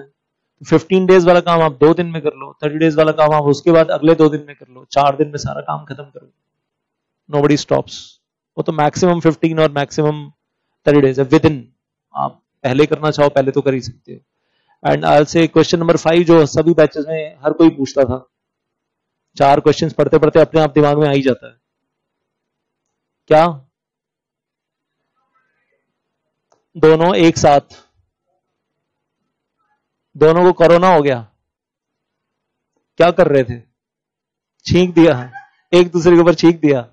अभी मैंने सुना बॉलीवुड में भी कुछ ऐसा हुआ, करीना कपूर को कोरोना हो गया है, करण जौहर की पार्टी में गई थी डिनर करने के लिए, तो वहां छींकने वाली थी कोई जिसका नाम था Seema Khan, designer, dress designer, wife of Sohail Khan. तो वहां वो सीमा खान, करीना कपूर एंड अमृता अरोड़ा, फ्रेंड, सब लोग एक साथ थे, और वो सीमा खान जो थी वो छींके जा रही थी करीना कपूर के मुंह के ऊपर जाकर बार बार। तो अब बेचारे तैमूर का क्या होगा? अभी Kareena Kapoor is in now quarantine, self quarantine and all that. खैर वो तो अभी तो may God give them long life, अभी बहुत पार्टीज करनी है उन्हें जिंदगी में, उनकी जिंदगी पार्टी है। लेकिन if they die together in some car crash, aeroplane crash, whatever, corona crash, क्या होगा फिर उस केस में? इस केस में क्या होगा? इस केस में क्या होगा? 16 मेंबर की भी डेथ हो गई, और जिसके पास शेयर्स जाने थे उस नॉमिनी की भी डेथ हो गई। नहीं, बिजनेस तो अच्छा खासा चल रहा है यार। एक चीज बताओ, 500 करोड़ का बिजनेस चल रहा है, 1000 करोड़ का बिजनेस चल रहा है, आप शट डाउन कर दोगे? एक एग्जाम्पल लेते हैं, एक फादर है, ठीक है, फादर है विल्ला, या मिस्टर ए है, wife Mrs A, and then son है, डॉटर है। Now, who was appointed initially as nominee? Wife was appointed as nominee. अब दोनों गए थे टाइटैनिक पे हनीमून बनाने के लिए, सेकंड हनीमून और व्हाटएवर, तो टाइटैनिक डूब गया, यू नो दैट, टाइटैनिक, हाँ। और दोनों, मिस्टर ए मिसेस ए की डेथ हो गई। अब बेटा बेटी तो जिंदा है ना, और जो ओपीसी कंपनी बना रखी है, वो ओपीसी कंपनी का मान लो एक लेवल है ₹1000 करोड़, 1000 करोड़ का बिजनेस तो चल ही रहा था, ऐसा थोड़ा ना। और वहां पर 500-700 एम्प्लॉइज भी काम कर रहे हैं, और 500 एम्प्लॉइज काम कर रहे हैं, आप ये थोड़ा ना कहोगे कंपनी बंद। 500 एम्प्लॉइज काम कर रहे हैं, कंपनी सेक्रेटरी जॉब कर रहा है, अदर एम्प्लॉइज आर देयर, और लालाजी और इन दोनों की डेथ हो जाती है एक साथ, तो क्या कंपनी बंद? ऐसे थोड़ा ना बंद। अब आप मुझे सुझाव दो, लॉ तो साइलेंट है, कंपनीज एक्ट में कोई आंसर नहीं है इसका, रूल्स में भी कोई आंसर नहीं है इसका, आप मुझे सुझाव दो कि क्या होना चाहिए। जो बड़ा है, बेटा या बेटी, वो संभाल लेगा, एक मेंबर बन जाएगा, एक नॉमिनी बन जाएगा, ऐसे ही, मतलब कुछ भी। और दोनों एग्री नहीं कर रहे कि मतलब एक दूसरे के फेवर में एग्री नहीं कर रहे, इन दोनों की आपस में लड़ाई है, टकराव है, कह रहे हैं बिजनेस मैं लूंगा, तू दफा हो, फिर केस होगा, लड़ेंगे, चलो केस होगा, लड़ेंगे। अब तुम हो जज, तुम ये मत बोलो केस होगा लड़ेंगे, तुम हो जज, केस आया तुम्हारे पास, 500-700 एम्प्लॉइज को बंद तो मतलब निकालना तो है नहीं, उनके भी घर की रोजी रोटी चल रही है, और ये थोड़ी ना करेंगे कि जो फैक्ट्री है उसको शट डाउन कर दो, और जो मशीनें हैं उसको कबाड़ बनाकर कबाड़ में पब्लिक ऑप्शन कर दो। चलता हुआ बिजनेस बंद करना तो बुरी बात है, वाइंडिंग अप में ले जाना। तो क्या सही तरीका क्या होना चाहिए? और ये दोनों एक दूसरे के साथ चलना भी नहीं चाहते। कोई खरीद लेगा, मतलब बाहर बैठा हुआ ना 1000 करोड़ की चीजें खरीदने के लिए, तुम्हारे पास आवाज मार रहे हैं, आओ खरीद लो, ले जाओ, लेने वाला बाहर बैठा हुआ है। डिवाइड कर लो बिजनेस को 2 पार्ट्स में। ऐसा भी तो कर सकते हैं कि इसको प्राइवेट कंपनी बना दो, और प्राइवेट कंपनी में इन दोनों को बोलो कि तुम दोनों 50% ले लो, 50% शेयर्स ले लो, कर सकते हैं ना ऐसा। इस ओपीसी कंपनी को कन्वर्ट कर लो प्राइवेट कंपनी में। अब लॉ मेकर तो लॉ में बताना भूल गया कि इस क्वेश्चन का आंसर क्या है, तो मैं कहूंगा लॉ मेकर ने तो आंसर नहीं दिया, लॉ इज साइलेंट। एग्जाम में क्वेश्चन कभी आया नहीं है, आएगा भी नहीं, ये तो सच है, लेकिन प्रैक्टिकली अगर कभी ऐसी सिचुएशन हुई तो, और हो सकती है, प्रैक्टिकली बिल्कुल हो सकती है, तो उस केस में फिर मैं कहूंगा ऐसा लग रहा है कि प्राइवेट कंपनी में कन्वर्ट कर लो, और फैमिली मेंबर्स को कहो यू बिकम शेयर होल्डर्स। एक चीज और जो हमारे सिलेबस में कहीं भी नहीं है, एग्जीक्यूटिव प्रोग्राम में भी नहीं है, प्रोफेशनल प्रोग्राम में भी नहीं है, अगर आप एलएलबी करोगे, आई होप आप करोगे, तो उसमें इंडियन सक्सेशन एक्ट पढ़ोगे। आप क्या पढ़ोगे? Indian succession act. और उसमें 2 बातें बताई हुई हैं कि अगर कोई अपनी विल बनाकर मर जाता है, डेथ हो जाती है, उसकी विल बनाई और विल बनाकर डेथ होगी, तो उसका बंटवारा विल के हिसाब से कर दो। अगर कोई विल बनाए बिना किसी की डेथ हो जाती है तो बोलते हैं ही डाइड इंटेस्टेट। वहां शब्द क्या यूज किए जाते हैं? He died intestate. These are the words. अगर कोई व्यक्ति, दादाजी की डेथ हो गई लेकिन दादाजी ने विल बनाई नहीं, अब पापा की और ताया जी की और चाचा की लड़ाई हो रही है कि जायदाद का बंटवारा कैसे करें। किसी फैमिली में कभी देखा सुना ऐसा कि हुआ है कि दादाजी ने विल नहीं बनाई और बाद में वो चाचा ताऊ पापा आपस में लड़ रहे हैं और किसी को ज्यादा मिला किसी को कम? होता है। तो दादाजी डाइड इंटेस्टेट, मालूम है आपको? अब इंटेस्टेट वर्ड शायद पहले नहीं सुना होगा कभी। तो वहां पर क्या होता है? इंडियन सक्सेशन एक्ट के हिसाब से फिर बंटवारा किया जाता है और फिर वो मामला हाई कोर्ट में जाएगा, हाई कोर्ट उसका बंटवारा करेगा, वो मामला फिर हाई कोर्ट के लेवल पे जाएगा। That will be going. अपने सिलेबस में है नहीं। अगर आप जानना चाहो तो you have to get into LLB and study. LLB मत करो, इंडियन सक्सेशन एक्ट पढ़ लो तो वैसे ही समझ में आ जाएगा कि क्या कहानी है। और थोड़ा सा कॉम्प्लिकेटेड है वहां पर, ये नहीं कहूंगा सिंपल है। उसमें class 1 legal higher, class 2 legal higher, class 3 legal higher define किए हुए हैं। Family, blood relatives, blood relation में जो आते हैं, और फिर अदर देन ब्लड रिलेटिव्स, अगर ब्लड जिसकी डेथ हुई उसका कोई ब्लड रिलेटिव ही नहीं था, होते हैं ना ऐसे भी लोग दुनिया में, तो उस केस पे फिर क्लास 2 लीगल हायर्स की एक लिस्ट है। वो कजन्स और चाचा ताऊ और जो भी बच्चे हैं या भतीजा भतीजी and all that, something of that sort. तो किए उन्होंने इंडियन सक्सेशन एक्ट में सब अरेंजमेंट कर रखा है। तो मैं सिर्फ ये बोल रहा हूं कि ऐसा हो सकता है इस केस में कि एक प्राइवेट कंपनी बनाकर बंटवारा कर दिया जाए। Why? To shut down the business. Nominee अगर माइनर हुआ, नॉमिनी तो मेजर होना कंपलसरी है, मतलब वाइफ माइनर कैसे हो सकती है?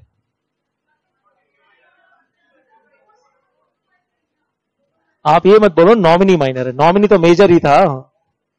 नॉमिनी तो मेजर ही थी, मतलब छोटी सी उम्र में बेटा बेटी देकर चली गई, आप तो ये कह रहे हो नॉमिनी माइनर थी। तो now in that case son daughter अगर माइनर है तो फिर कोर्ट जो है वो लीगल गार्जियन अपॉइंट कर देगा उसका जो पोर्शन है उसके लिए।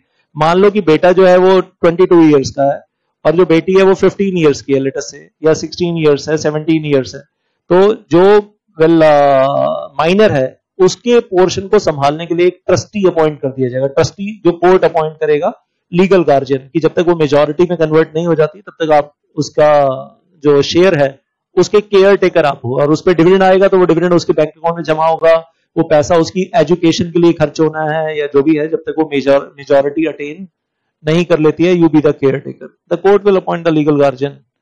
तो वो सारे आंसर कहां मिलते हैं हमें? जाकर इंडियन सक्सेशन एक्ट में उन आंसर्स को ढूंढना पड़ता है, but that's not in the syllabus, that's not in the syllabus. हाँ जी,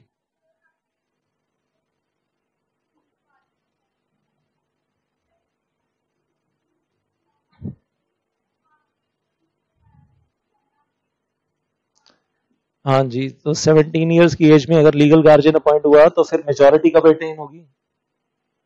eight the age of 21 years. तो अब उस लड़की को 1 साल इंतजार नहीं करना, उसको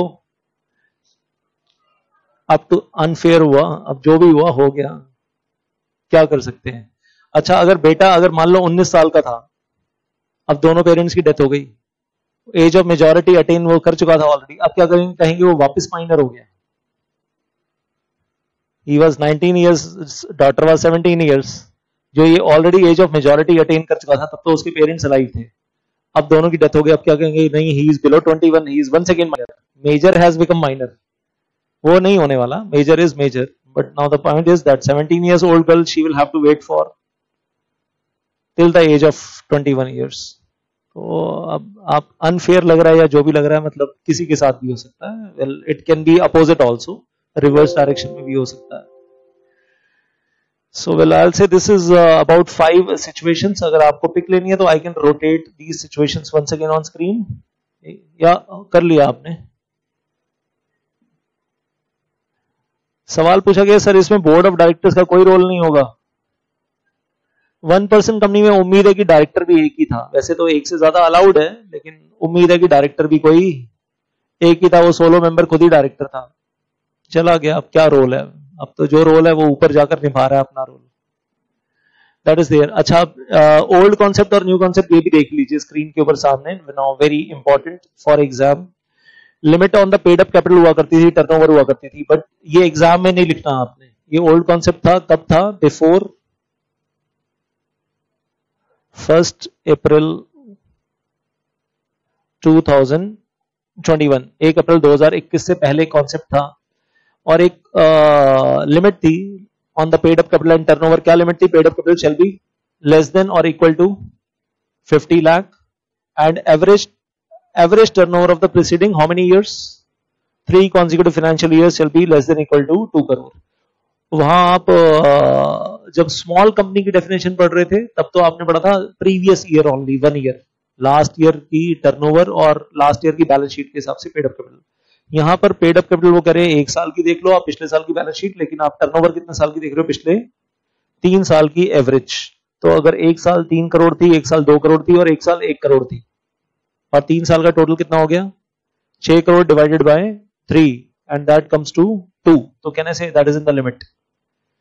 लेकिन साथ में और क्या बोलते थे, ये भी पढ़ो नीचे। If OPC company jumps any one of the above limits then it is compulsory to convert OPC company into a private company और पब्लिक कंपनी, जो भी वो सोलो मेंबर का मन करे। सोलो मेंबर का मन करता है प्राइवेट कंपनी बनानी है तो प्राइवेट बना लो, पब्लिक कंपनी बनानी है तो पब्लिक कंपनी बना लो, लेकिन कंपलसरी होता था कन्वर्ट करना। लेकिन ये सब बातें कब की थी? 1 अप्रैल 2021 से पहले की बातें हो रही हैं ये अब। और बीच में यहां पर वो क्राइटेरिया में एंड लिखा था कि दोनों क्राइटेरिया फुलफिल होने चाहिए। एक भी क्राइटेरिया ब्रीच किया तो कंपलसरी टू कन्वर्ट। अब new concept from 1 April 2021 onwards.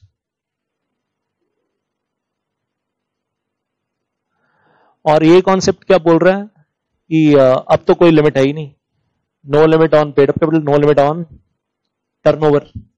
आज की तारीख में आप बनाओ आप, जो मैंने बोला Mukesh Ambani is making company, OPC company, और हमारी पेड अप कैपिटल कितनी है? 20,000 करोड़, और टर्नओवर हम कितनी एक्सपेक्ट कर रहे हैं?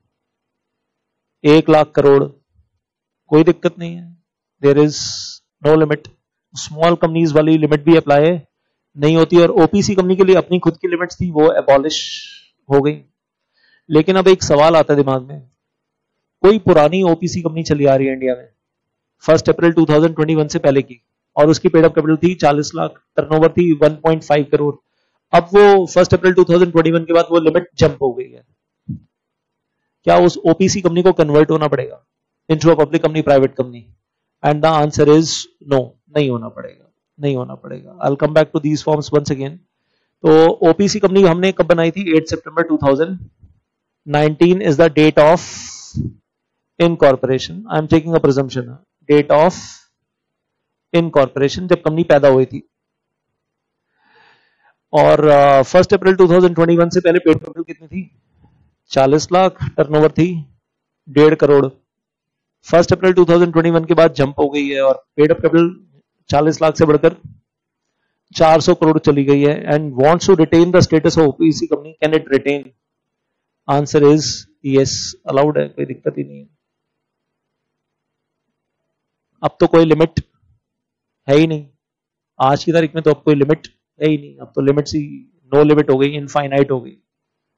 बात समझ में आ रही है? Getting that? Simple, nothing much complicated. Whether such OPC company is compulsorily required to convert into public company, private company, and the answer is no. जब मैं बोल रहा हूँ सच मतलब वही जिसकी लिमिट वो 40 लाख से 400 करोड़ पे चली गई है, तो क्या कन्वर्ट होना पड़ेगा? Answer is no, no, no. तो ये 3-4 स्लाइड्स आपके काम की हैं, और क्या काम का है कि 1 अप्रैल 2021 से पहले लिमिट्स होती थी। This is old concept. 1 April 2021 के बाद now there is no limit, no limit. और आज की तारीख में तो कोई लिमिट है ही नहीं, तो हम जंप क्या कर रहे हैं? अब तो कोई लिमिट है ही नहीं, और वो पुराने जमाने वाली लिमिट अगर जंप कर भी रहे हैं तो कन्वर्ट होना जरूरी नहीं है। लेकिन अब एक सवाल और है, whether OPC company can voluntarily convert into a public company और private company? And the answer is yes. Voluntarily बोले तो अपनी खुद की मर्जी से, अपनी इच्छा अनुसार, अपनी स्वेच्छा से कन्वर्ट होना चाहे तो हो सकती है। और अगर कन्वर्ट होंगे तो फिर क्या करना पड़ेगा, नंबर ऑफ मेंबर्स बढ़ाने पड़ेंगे। पहले एक मेंबर था, प्राइवेट कंपनी में कन्वर्ट होना है तो 1 से 2 करने पड़ेंगे, पब्लिक कंपनी में कन्वर्ट होना है तो 1 से 7 करने पड़ेंगे, वो तो फिर ऑब्वियसली। और एक क्वेश्चन 2 भी है, वेल दैट इज, एक तो आपने पढ़ा voluntary conversion of OPC company into the public private, वो तो answer is yes, obviously allowed है। लेकिन दूसरा है वॉलंटरी कन्वर्जन उल्टा कर रहे हैं। अब क्या उल्टा कर रहे हैं, private company into the OPC company, तो answer is once again yes, this is also allowed. लेकिन इस कंपनी को फिर क्या करना पड़ेगा, पहले 2 मेंबर थे इस प्राइवेट कंपनी में, अब 2 से 1 करना पड़ेगा। और एप्लीकेशन फॉर्म जो जाता है वो कौन से जाता है, INC 6, इन दोनों कामों के लिए, इसके लिए भी INC 6 और इसके लिए भी INC 6, दोनों कामों के लिए फॉर्म सेम फॉर्म है दोनों कामों के लिए, INC 6 दोनों के लिए जाता है। चाहे आप ओपीसी को पब्लिक में प्राइवेट में कन्वर्ट करो, चाहे आप प्राइवेट को ओपीसी में कन्वर्ट करो, दोनों के लिए फॉर्म सेम है। अब एक क्वेश्चन और आता है दिमाग में, can I change the screen, और वो ये है, can a public company convert into OPC company, can a public company voluntarily convert, और मान लो कि इस पब्लिक कंपनी में सालोमन टाइप है, 1 man control, 7 family members, 7 share holders, voluntarily convert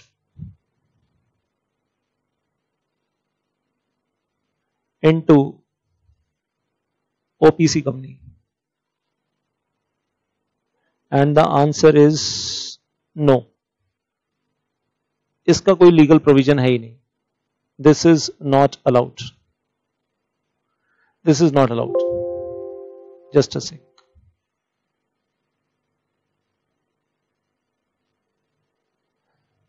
just a sec, just a सेक।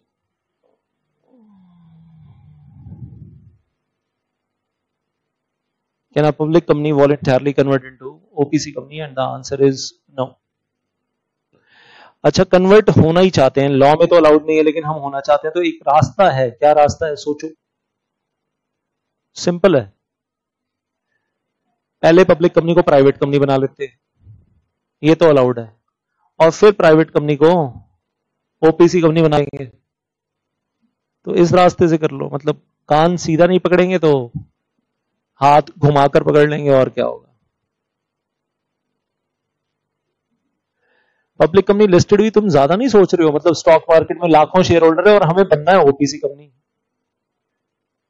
कुछ ज्यादा ही नहीं सोच लिया।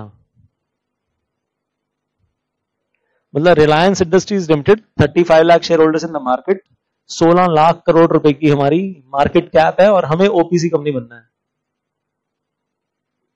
सबसे पहले ये सोचो स्टॉक मार्केट के ऊपर कितना बुरा असर पड़ने वाला है जब एक लिस्टेड कंपनी मतलब स्टॉक मार्केट से निकलकर भागना चाहती है। सबसे पहले, वैसे तो आपको मालूम नहीं है कि उसके लिए सेबी की delisting of equity share regulations है, अभी वो नई आई हैं। डीलिस्टिंग ऑफ पहले भी थी, 2009 में रेगुलेशन आई थी, अभी 2021 में नई आई है। उसमें एक बहुत ही टफ, बहुत ही डिफिकल्ट एक प्रोसीजर है कि एक लिस्टेड कंपनी अपने आप को अनलिस्टेड कंपनी में कैसे कन्वर्ट करे। That procedure is very very tough, that is not easy procedure. तो ऐसा नहीं कि आप बस हम तो हो रहे हैं अनलिस्टेड, ऐसे नहीं होता। मतलब सेबी नाम की भी एक चीज है, लीगल प्रोसीजर्स हैं। आपने पब्लिक से करोड़ों रुपए उठा रखे हैं और उसके बाद आप कह रहे हैं हम तो अनलिस्ट हो रहे हैं, दैट विल नॉट हैपन। अच्छा, कुछ चीजें जो हमें ऑलरेडी पता है, अब सिर्फ एक झलक दिखा रहा हूं आपको। वो एमसीए की वेबसाइट पे वेब फॉर्म स्पाइस प्लस ऐसा नजर आता है। पार्ट ए में जाते हैं तो उसमें आगे देखोगे आप, वैसे तो जब हम करेंगे चैप्टर ऑफ इनकॉर्पोरेशन उसमें आएगा, उसमें हम चुन रहे होते हैं कि हमारी टाइप ऑफ कंपनी क्या है, और वो टाइप ऑफ कंपनी में हमें ये सारी ऑप्शंस मिल रही होती हैं। Producer company, unlimited company, private company, OPC बना रहे हैं तो ऑप्शन होती है कि आप ओपीसी कंपनी बना रहे हो तो सिलेक्ट दिस। और जब हम न्यू कंपनी वाली ये वाली ऑप्शन चुनते हैं यहाँ पर, तो may be a private company, may be a public company, but not the OPC company. तो ओपीसी कंपनी बना रहे हैं तो आप ये ऑप्शन चुनते हैं। ये करेंगे आप चैप्टर नंबर 5 में आगे आएगा, in the chapter 5 that is process of incorporation. तो ओपीसी कंपनी बनानी है तो आप ये ऑप्शन चुनो, और पब्लिक या प्राइवेट कंपनी बनानी है तो ये जो नीचे यहाँ ऑप्शन दी गई है न्यू कंपनी अदर्स, ये चुनो। डिपेंड करता है कि आप किस तरीके की कंपनी बनाना चाहते हो। INC3 आपको नजर आ रहा है सामने, एंड दिस इज व्हाट, हाँ जी, ये क्या है, क्या है, it is consent form. First nominee हो या सेकंड या थर्ड, सबका कंसेंट फॉर्म INC3 में होता है। और INC4 में क्या इंटीमेशन दे रही है ये कंपनी, ओपीसी कंपनी इंटीमेशन दे रही है आरओसी को, क्या इंटीमेशन दे रही है, वेल पहले वाले नॉमिनी ने अपना कंसेंट विड्रॉ कर लिया है, या फिर there is change in the name of nominee, या फिर कोई सेसेशन ऑफ नॉमिनी है, नॉमिनी की डेथ हो गई है, इनकैपेसिटी हो गई है, तो वो सब कुछ बता रहे हैं the change of nominee is happening for reason 1 और रीजन 2 और रीजन 3। और जो भी आप ऑप्शन सिलेक्ट करेंगे, ये रेडियो बटन्स बने हुए हैं यहाँ पर ग्रे कलर में, शायद आपको दिख रहे होंगे रेडियो बटन्स। तो जिस भी आप रेडियो बटन को सिलेक्ट करेंगे वहां पर ऐसी ब्लैक डॉट बटन के बीच में बनी हुई आ जाएगी जो भी आप रेडियो बटन सिलेक्ट करेंगे। तो this is how it looks like. सिर्फ एक झलक देख रहे हैं कि ये फॉर्म्स कैसे नजर आते हैं। और हम बोलते हैं INC4 कोई एप्लीकेशन फॉर्म नहीं है, it is just an intimation form, कि हम इंटीमेशन दे रहे हैं आरओसी को कि नॉमिनी चेंज हो गया है फॉर वट एवर रीजंस। तो it is a kind of intimation form that is there. बाकी आप जब आगे धीरे धीरे बढ़ेंगे वेल तो आपको अलग अलग, अच्छा ये INC6 जो है ये भी देख लीजिए आप।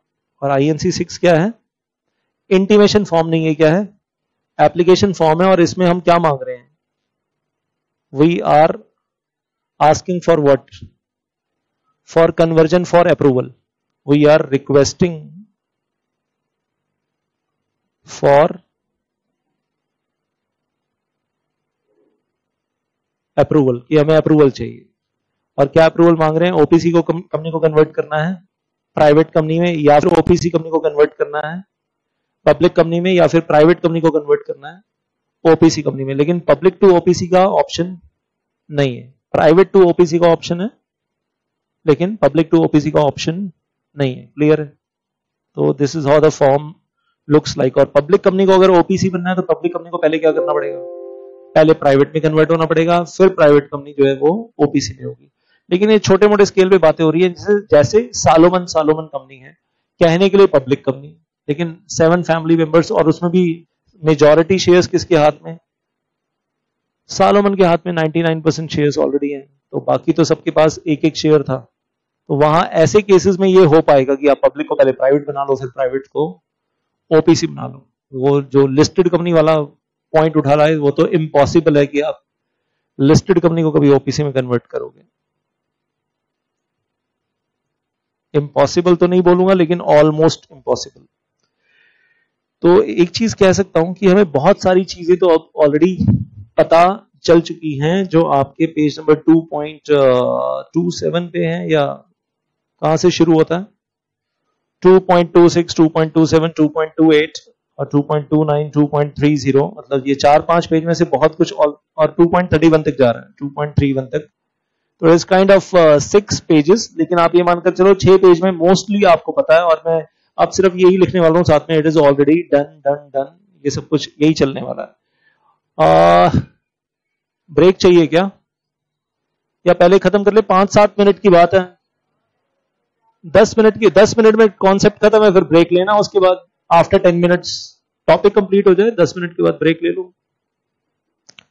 और बस एक चीज यहां बताना चाहूंगा जो आपको अभी तक नहीं बताई मैंने, ये ओपीसी कंपनी का कॉन्सेप्ट जो लॉ मेकर ने दिया, ये बेसिकली इसका ओरिजिन कहां है, व्हाट इज द ओरिजिन, ये पैदा कहां से हुआ, शुरू कहां से हुआ, तो कहां दिया है, there are 5 provisos in section 3 subsection 1। ये सेक्शन 3 सबसेक्शन मैंने आपको कहां करवाया था मालूम, कहां करवाया था, जब हमने ये चैप्टर शुरू किया था, और हमने जब पहले पेज पे, दूसरे पेज पे थे हम, पहले दूसरे तीसरे पेज पे, तो पेज नंबर आपको वापस ले जा रहा हूं, page number 2.2 on the bottom, page number 2.2 on the bottom.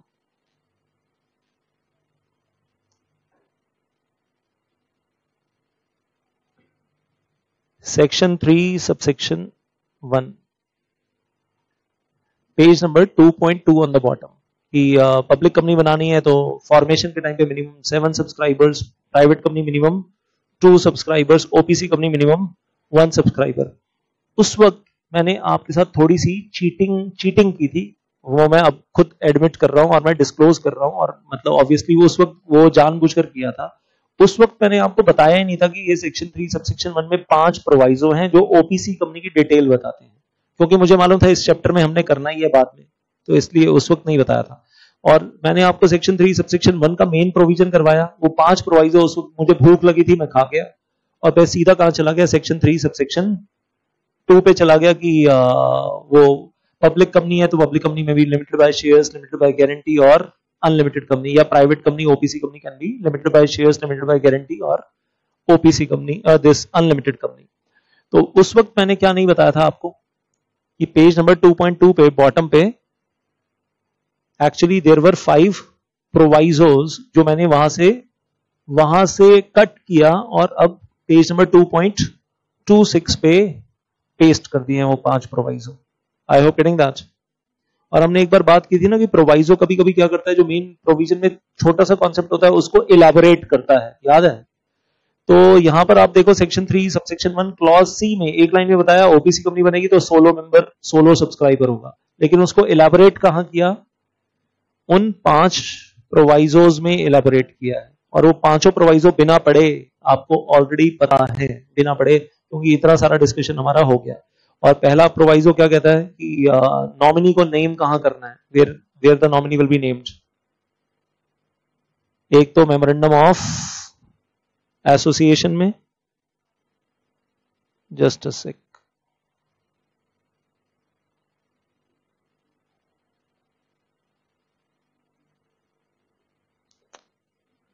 I don't know what is happening with this word file.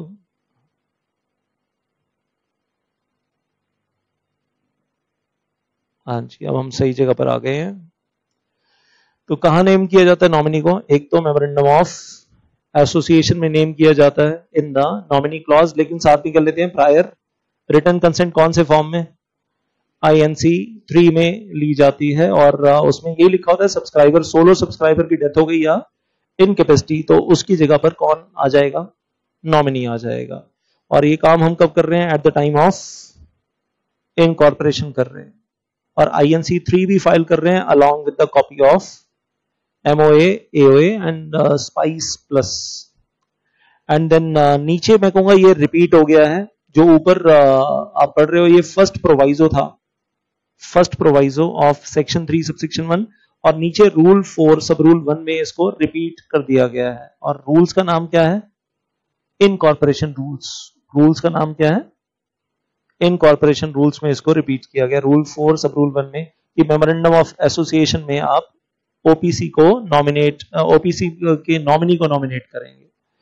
और साथ में यहां रूल 4 सब रूल 2 क्या बोल रहा है, member shall make the nomination in the part B of form spice plus, उसके कॉलम नंबर 9 में ये नॉमिनी का नाम बताया जाता है। अब इतना ना एग्जाम में आप याद भी नहीं कर पाओगे कि column number 9 of the part B of spice plus form.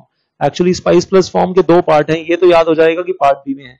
Part A में सिर्फ हम ROC से पूछते हैं कि जो जिस नाम से हम कंपनी रखना चाहते हैं उस नाम से पहले कोई कंपनी इंडिया में एग्जिस्ट तो नहीं करती। पार्ट ए तो सिर्फ एक ही काम के लिए है, सिर्फ क्या पूछते हैं, स्पाइस ए का जो पार्ट ए है वो सिर्फ किसके लिए होता है, only for the name of proposed company, कि जिस नाम से हम कंपनी रखना चाहते हैं उस नाम से पहले से इंडिया में कोई कंपनी एग्जिस्ट नहीं करती। बाकी सारे काम जो होते हैं वो सारे के सारे पार्ट बी में होते हैं। पार्ट ए में सिर्फ और सिर्फ एक ही चीज पे फोकस होता है, that is the name of the company, that's it, that's it. तो नॉमिनी भी है या कोई और काम कर रहे हैं, वो सारे काम कर रहे हैं पार्ट बी में। लेकिन कॉलम नंबर 9 तो मुझे ही याद नहीं रहेगा, मतलब एग्जामिनेशन हॉल में तो आपको क्या बोलूं, देनाल से अगर याद हो जाता है तो आप याद कर लो, कॉलम नंबर 9 या स्पेस नंबर 9 में वो नॉमिनी का नाम देना है। उसके बाद नीचे मैं कहूंगा इसका आपने फ्लो चार्ट कर लिया, नॉमिनी में विड्रॉ हिज कंसेंट, और ये पूरा का पूरा वेल आई से सेकंड प्रोवाइजो भी आ गया, साथ में रूल 4 सब रूल 3 और रूल 4 सब रूल 4 भी आ गया।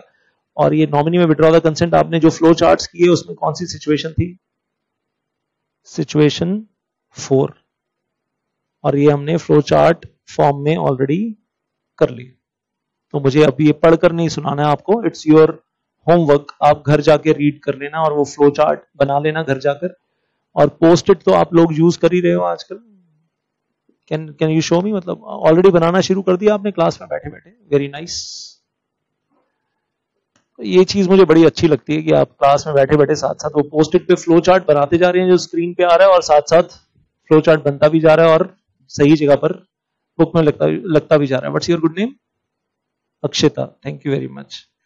तो कुल मिलाकर कहानी ये है कि आपका होमवर्क जो है वो क्लास में निपटता जा रहा है, बाकी कुछ लोग घर जाकर भी नहीं करेंगे, मुझे मालूम है। तो मेंबर्स में चेंज द नॉमिनी मेंबर। अच्छा, ये अगला चार्ट आ गया। क्या मेंबर नॉमिनी चेंज कर सकता है? ये कौन सा वाला फ्लो चार्ट था? ये कौन सा वाला फ्लो चार्ट था? सिचुएशन कौन सी थी? नहीं, मेंबर चेंजेस द नॉमिनी, ये कौन सा वाला? एक सेकंड में ही देख लेता हूं सिचुएशन कौन सी थी, क्योंकि इसके साथ आप लिख लोगे ना अभी तो फ्लो चार्ट वहीं पेस्ट कर लोगे, काम आ जाएगा बाद में। और इसमें से कौन सी वाली सिचुएशन एग्जाम में आएगी ये नहीं पता।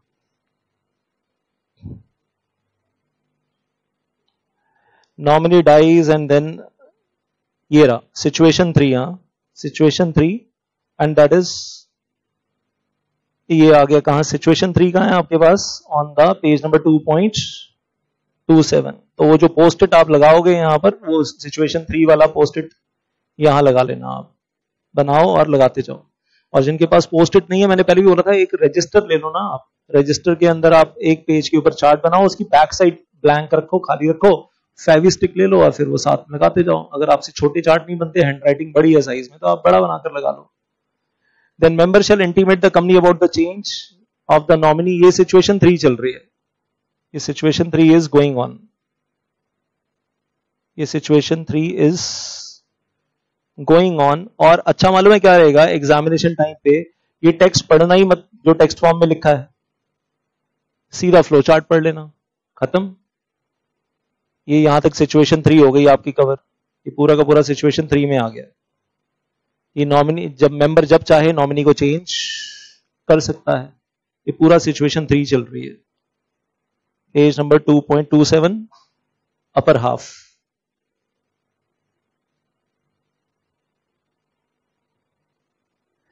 Intimating the company through memorandum of association about the change of nominee and does not require the fulfillment of the legal requirements of the alteration of memorandum। हाँ जी, तो कंपनी को इन्फॉर्म कर रहे हैं। अब ये एक अलग हटके पॉइंट है, एक नया पॉइंट है आपके लिए। और क्या बोल रहे हैं कि जब मेमोरेंडम के अंदर नॉमिनी क्लॉज में नॉमिनी का नाम चेंज करते हैं, ध्यान से सुनना मेरी बात, जब मेमोरेंडम के अंदर नॉमिनी क्लॉज में नॉमिनी का नाम चेंज करते हैं, क्योंकि पहले वाले नॉमिनी की डेथ हो गई या उसने विड्रॉ कर लिया वटेवर, तो उसको उस वक्त आपको ऑल्टरेशन ऑफ एमओए की जो लीगल रिक्वायरमेंट होती है वो कंप्लाई करने की कोई जरूरत नहीं है। नॉर्मली अब एक चीज जो यहां अभी तक आपको बताई नहीं, क्योंकि चैप्टर 6 में आएगी वो। अब वो चैप्टर 6 को यहां कोरिलेट कर रहा हूं। और क्या कोरिलेट कर रहा हूं? चैप्टर 6 में हम पढ़ेंगे सेक्शन 13, और उस सेक्शन 13 में लिखा हुआ है कि एमओए को ऑल्टर करना हो तो छोटी से छोटी ऑल्टरेशन कुछ भी करनी है, you have to pass special resolution. How much majority of shareholders? SR is compulsory for alteration of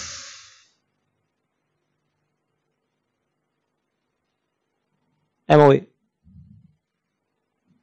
कहां लिखा है? सेक्शन 13 में। लेकिन यहां पर हम क्या कह रहे हैं, अगर आपको सिर्फ नॉमिनी क्लॉज में नॉमिनी का नाम चेंज करना है तो उसके लिए आपको legal requirements of alteration fulfil करने की जरूरत नहीं है। मतलब हाँ जी,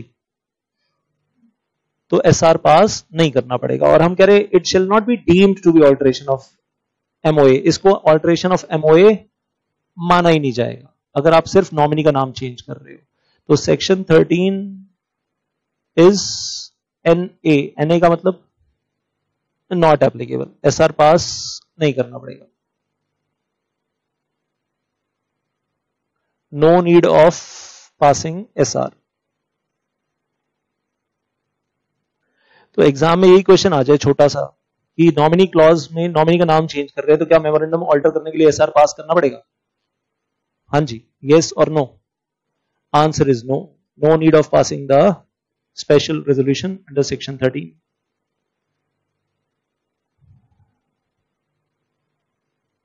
तो वो जो था SR is compulsory for every alteration of MOA.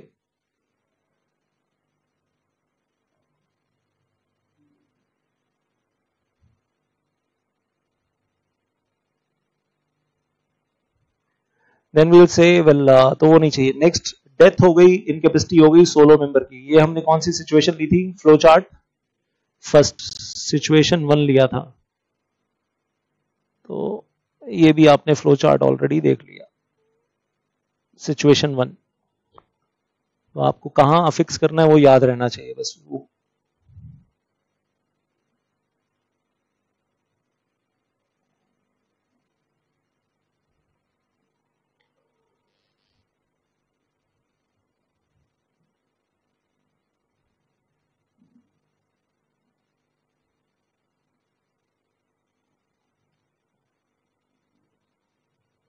हाँ जी, can I shift, can I change the screen? तो हमें पढ़ने की जरूरत ही नहीं पड़ रही है, सब कुछ तो ऑलरेडी पता है. नीचे मैं कहूंगा अब नेक्स्ट पेज भी ऑलरेडी पता है, ये वाला ऑलरेडी हो गया. पहली बार जब आप नॉमिनी अपॉइंट कर रहे हैं तो कहां बता रहे हैं? Column 9 of part B of INC 32 spice plus at the time of incorporation. और बेसिकली ये जो स्पाइस प्लस फॉर्म है, ये स्पाइस प्लस फॉर्म क्या है? Application to ROC for incorporation to the OPC. हम उससे रिक्वेस्ट कर रहे हैं कि हमें सर्टिफिकेट ऑफ इनकॉर्पोरेशन चाहिए. और स्पाइस प्लस तो मैं कहूंगा सबके लिए है ना, public company, private company, OPC company, section 8 company, सबके लिए है. तो कॉमन फॉर्म है, एक ही फॉर्म है जो सारी कंपनीज के लिए जाता है फॉर फॉर्मेशन ऑफ कंपनी और रिक्वेस्ट टू ROC. और बाकी तो नॉमिनी की कंसेंट हमेशा कौन से फॉर्म में जाती है? INC 3 में जाती है, फर्स्ट नॉमिनी हो या सेकंड, सबकी. और वेल इंटीमेशन जो जाती है चेंज ऑफ नॉमिनी, वो हमेशा INC 4 में जाती है. अब एग्जाम में इस तरीके से नहीं पूछेंगे, ये तो सिर्फ अपनी नॉलेज के लिए हमने एक जगह सम अप कर दिया है. Nobody is going to ask like this in the exam. Exam में कोई नहीं कहेगा कि इस तरीके से बताओ. एडिशनल रिक्वायरमेंट ऑफ OPC, ये भी बिना पढ़े ऑलरेडी पता है. Well and that is OPC में जो सिंगल पर्सन है, सोलो मेंबर, उसको 3 क्राइटेरिया फुलफिल करने हैं. नेचुरल पर्सन होना चाहिए, इंडियन सिटीजन होना चाहिए, रेजिडेंट इन इंडिया, और अदरवाइज का क्या मतलब है? ही मे और मे नॉट बी, हो भी सकता है और नहीं भी हो सकता है. एंड देन वी से एटलीस्ट रेजिडेंट होने के लिए कितने दिन इंडिया में स्टे करना है? Stay in India 120 days current year या preceding year? Preceding financial year में 120 डेज स्टे करना है. लेकिन रेजिडेंट वाला पॉइंट मैंने पहले भी बोला कि रेलिवेंट है ही नहीं. अच्छा, यहां पर जो लिखा नहीं है वो यहां एड ऑन लिखना है, तो वो लिख लीजिएगा द एज ऑफ मेजॉरिटी. वैसे वो आगे आएगा, आगे तो आएगा, लेकिन अगर लिखना है तो यहां पर भी लिख सकते हैं एज ऑफ मेजॉरिटी अटेन की होनी चाहिए. और उसके नीचे 2018-2019 की कुछ बातें हो रही हैं. वेल वो आज की तारीख में मैं कहूंगा रेलिवेंट नहीं है, तो आप इग्नोर कर दो इसको. Ignore, this is not relevant, क्योंकि 2018-19 में कुछ कैलकुलेशंस करने के तरीके तब एप्लीकेबल थे, वो अब एप्लीकेबल है भी नहीं. तो नॉट एप्लीकेबल, नॉट रेलिवेंट, और you can say this is useless now. Law maker जब डिलीट करेगा तब कर देगा मिनिस्ट्री ऑफ कॉर्पोरेट अफेयर्स, उसकी मर्जी. हमें एग्जाम में ये नहीं लिखना है. We don't have to write it in the exam. Then rule 3 सब रूल 1B पे करें कि नॉमिनी को भी सारे क्राइटेरिया फुलफिल करने हैं. वही उसको भी नेचुरल पर्सन होना चाहिए, इंडियन सिटीजन होना चाहिए, may be resident, may not be resident, but age of majority तो अटेन होनी चाहिए, वो तो चाहिए चाहिए. और वो 120 डेज का क्राइटेरिया भी सेम है. अब कुछ नया आने वाला है. There is something special coming up, important coming up, जो हमने पहले डिस्कस नहीं किया है. अब एक इंपॉर्टेंट पॉइंट आ रहा है कि एक आदमी एक टाइम पे 2 OPC कंपनीज का सोलो मेंबर नहीं हो सकता. एब्सोल्यूट प्रोहिबिशन, एक नया पॉइंट है. मतलब मुकेश अंबानी साहब इंडिया में 2 OPC नहीं बना सकते. मैं इंडिया में 2 OPC नहीं बना सकता, और मैं 2 OPC का सोलो मेंबर नहीं बन सकता कि मैं एक, दोनों का बिजनेस अलग है जी, मैं एक बिजनेस के लिए OPC बना लेता हूं और फिर मैं दूसरे बिजनेस के लिए भी OPC बना लेता हूं, क्योंकि दोनों बिजनेस का आपस में कोई कनेक्शन नहीं है, कोई लेना देना नहीं है. ऐसा नहीं कर सकता कि मैं 2 बिजनेस कर रहा हूं 2 OPC बनाकर. Not allowed, not allowed. And same thing, एक आदमी एक टाइम पे 2 OPC में नॉमिनी भी नहीं हो सकता. तो एक आदमी at a time simultaneously 2 OPCs का सोलो मेंबर भी नहीं हो सकता, और एट अ टाइम 2 OPCs का नॉमिनी भी नहीं हो सकता. Very very very important. लेकिन एक आदमी एक टाइम पे एक ओपीसी का सोलो मेंबर और दूसरी ओपीसी का सेकंड ओपीसी का नॉमिनी हो सकता है, अलाउड है, गेटिंग दैट। लेकिन इसमें फ्यूचर में प्रॉब्लम आएगी। क्या प्रॉब्लम आएगी फ्यूचर में?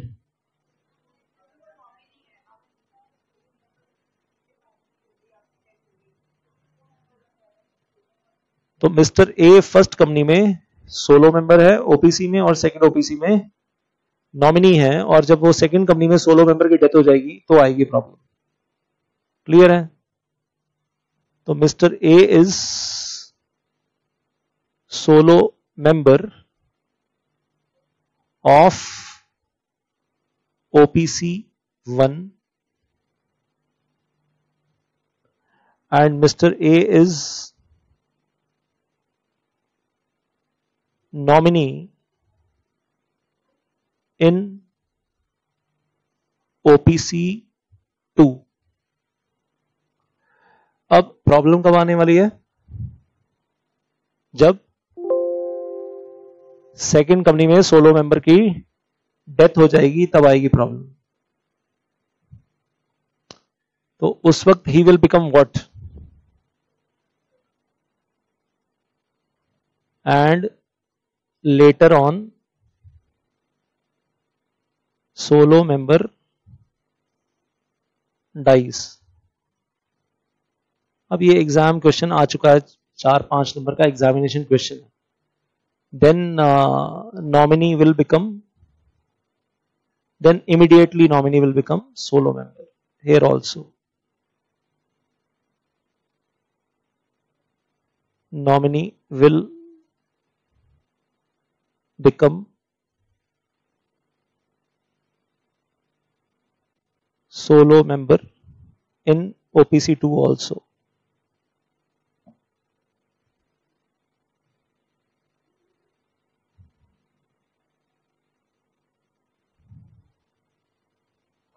OPC 2 also। हाँ जी, अब क्या करना है? अब 180 दिन में उसको एक कंपनी छोड़नी पड़ेगी। क्या करना पड़ेगा? Now he must leave one OPC company in next 180 days. और एक कंपनी में उसको फिर कैसे छोड़नी पड़ेगी? क्या करेगा छोड़ने के लिए?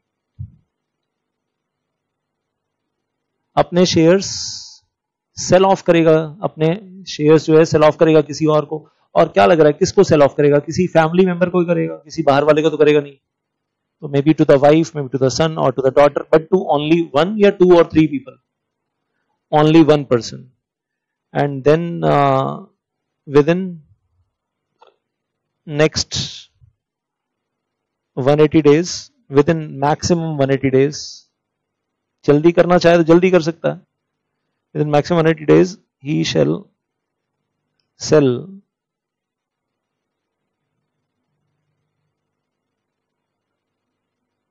off his shareholding in one OPC, his entire shareholding, या कहूं 100%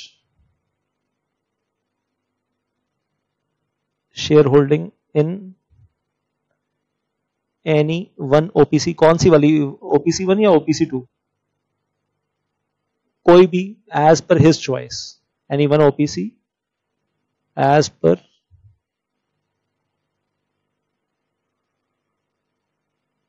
his choice।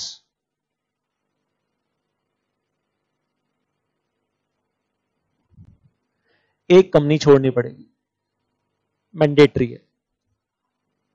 हाँ जी, अगर वो फर्स्ट सेकंड कंपनी में से उसने नॉमिनेशन से पहली कंसेंट विड्रॉ कर ली थी, मेंबर बनने से पहले।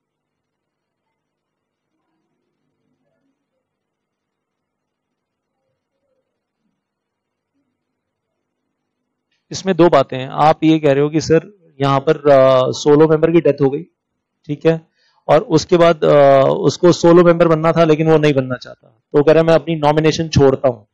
अब तो नॉमिनेशन छोड़ने वाली स्टेज जा चुकी ना, अब तो नॉमिनेशन छोड़ना पॉसिबल है ही नहीं ना। क्यों नहीं है पॉसिबल? जहां उधर उसने आखिरी सांस ली, इधर ये नॉमिनी से सोलो मेंबर में कन्वर्ट हो गया। पहले वाले सोलो मेंबर ने जब आखिरी सांस ली तो इधर ऑटोमेटिकली स्टेटस चेंज हो गया, अभी वो नॉमिनी से सोलो मेंबर में कन्वर्ट हो गया। अब ये कहना तो गलत है ना कि अब वो नॉमिनेशन से विड्रॉ करना चाहता है। अगर वो विड्रॉ करना था तो कब करना था? जब वो पहले वाला solo member was still alive, तब करना था ना विड्रॉ। तो अब कैसे करेगा विड्रॉ? अब नहीं कर सकता। और एक चीज बताओ, मतलब उसको फ्री में बैठे बिठाए शेयर मिल रहे हैं and he immediately become solo member, और उसको 100 करोड़ रुपए के शेयर्स मिल रहे हैं फ्री में। कह रहे हैं मुझे नहीं चाहिए फ्री गिफ्ट। प्रैक्टिकली मतलब अजीब सा नहीं है? और अगर 100 करोड़ रुपए के शेयर्स मिल रहे हैं तो भाई एक बार ले लो, फिर आगे बेच दो, बेचकर पैसे तो मिलेंगे, कुछ बैंक अकाउंट में तो आएगा। किसी रिलेटिव को सेल कर दो, sell it off to some relative. All the मतलब why are you waiving off? कुछ फ्री में कुछ मिल रहा है, मुझे तो नहीं चाहिए, तो ऐसे तो नहीं करो।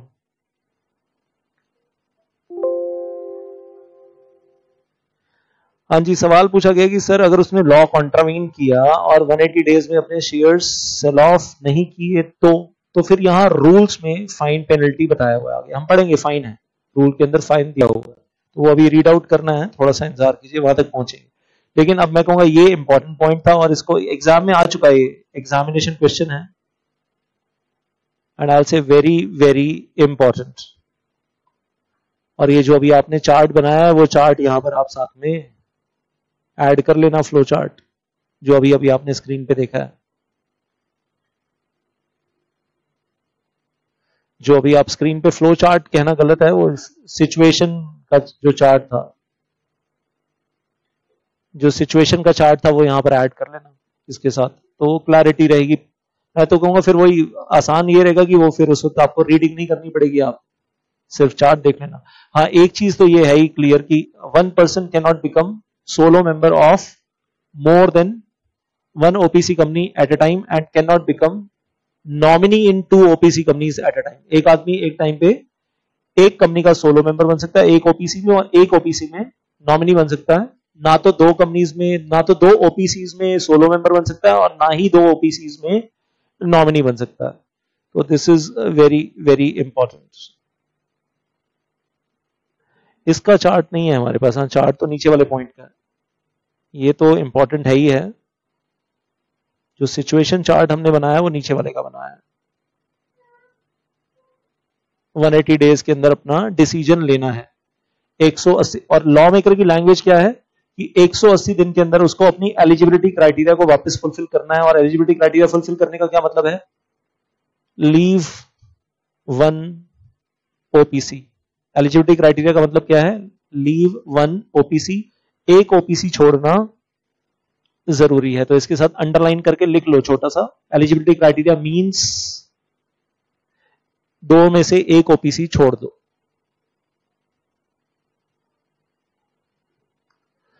हाँ जी, सवाल पूछ रहे हैं कि सर क्या वो ऐसा कर सकता है 180 दिन के टाइम में कि एक ओपीसी को प्राइवेट कंपनी में कन्वर्ट करवा ले? करवा लो, फिर वो ओपीसी रहेगी नहीं और आप दोनों कंपनीज के शेयर्स रिटेन करो। और प्राइवेट में कन्वर्ट करवाओगे तो उसमें फिर वो 99% अपने हाथ में रख लो, 1% वाइफ को या डॉटर को या सन को, जिसको भी देना है वो दे दो। ऐसे कर लो। मतलब एलिजिबिलिटी क्राइटेरिया फुलफिल करना है, लीव वन ओपीसी। और ऑल्टरनेटिवली क्या कर सकते हैं? Convert one OPC into private company, ये भी चलेगा। प्राइवेट कंपनी और पब्लिक कंपनी सालोमन टाइप बना लो, 7 family member 7 share holders. Alternatively, you can do that.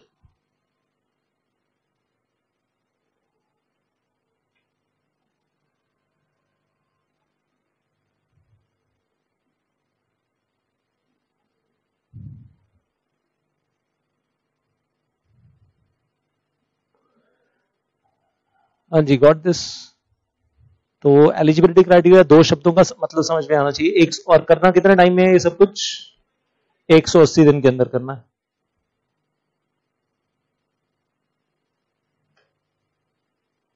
तो इंपॉर्टेंट फॉर एग्जाम। अगले पेज पे जो 3 रिस्ट्रिक्शंस है वो बिना पढ़े आपको ऑलरेडी पता है। माइनर,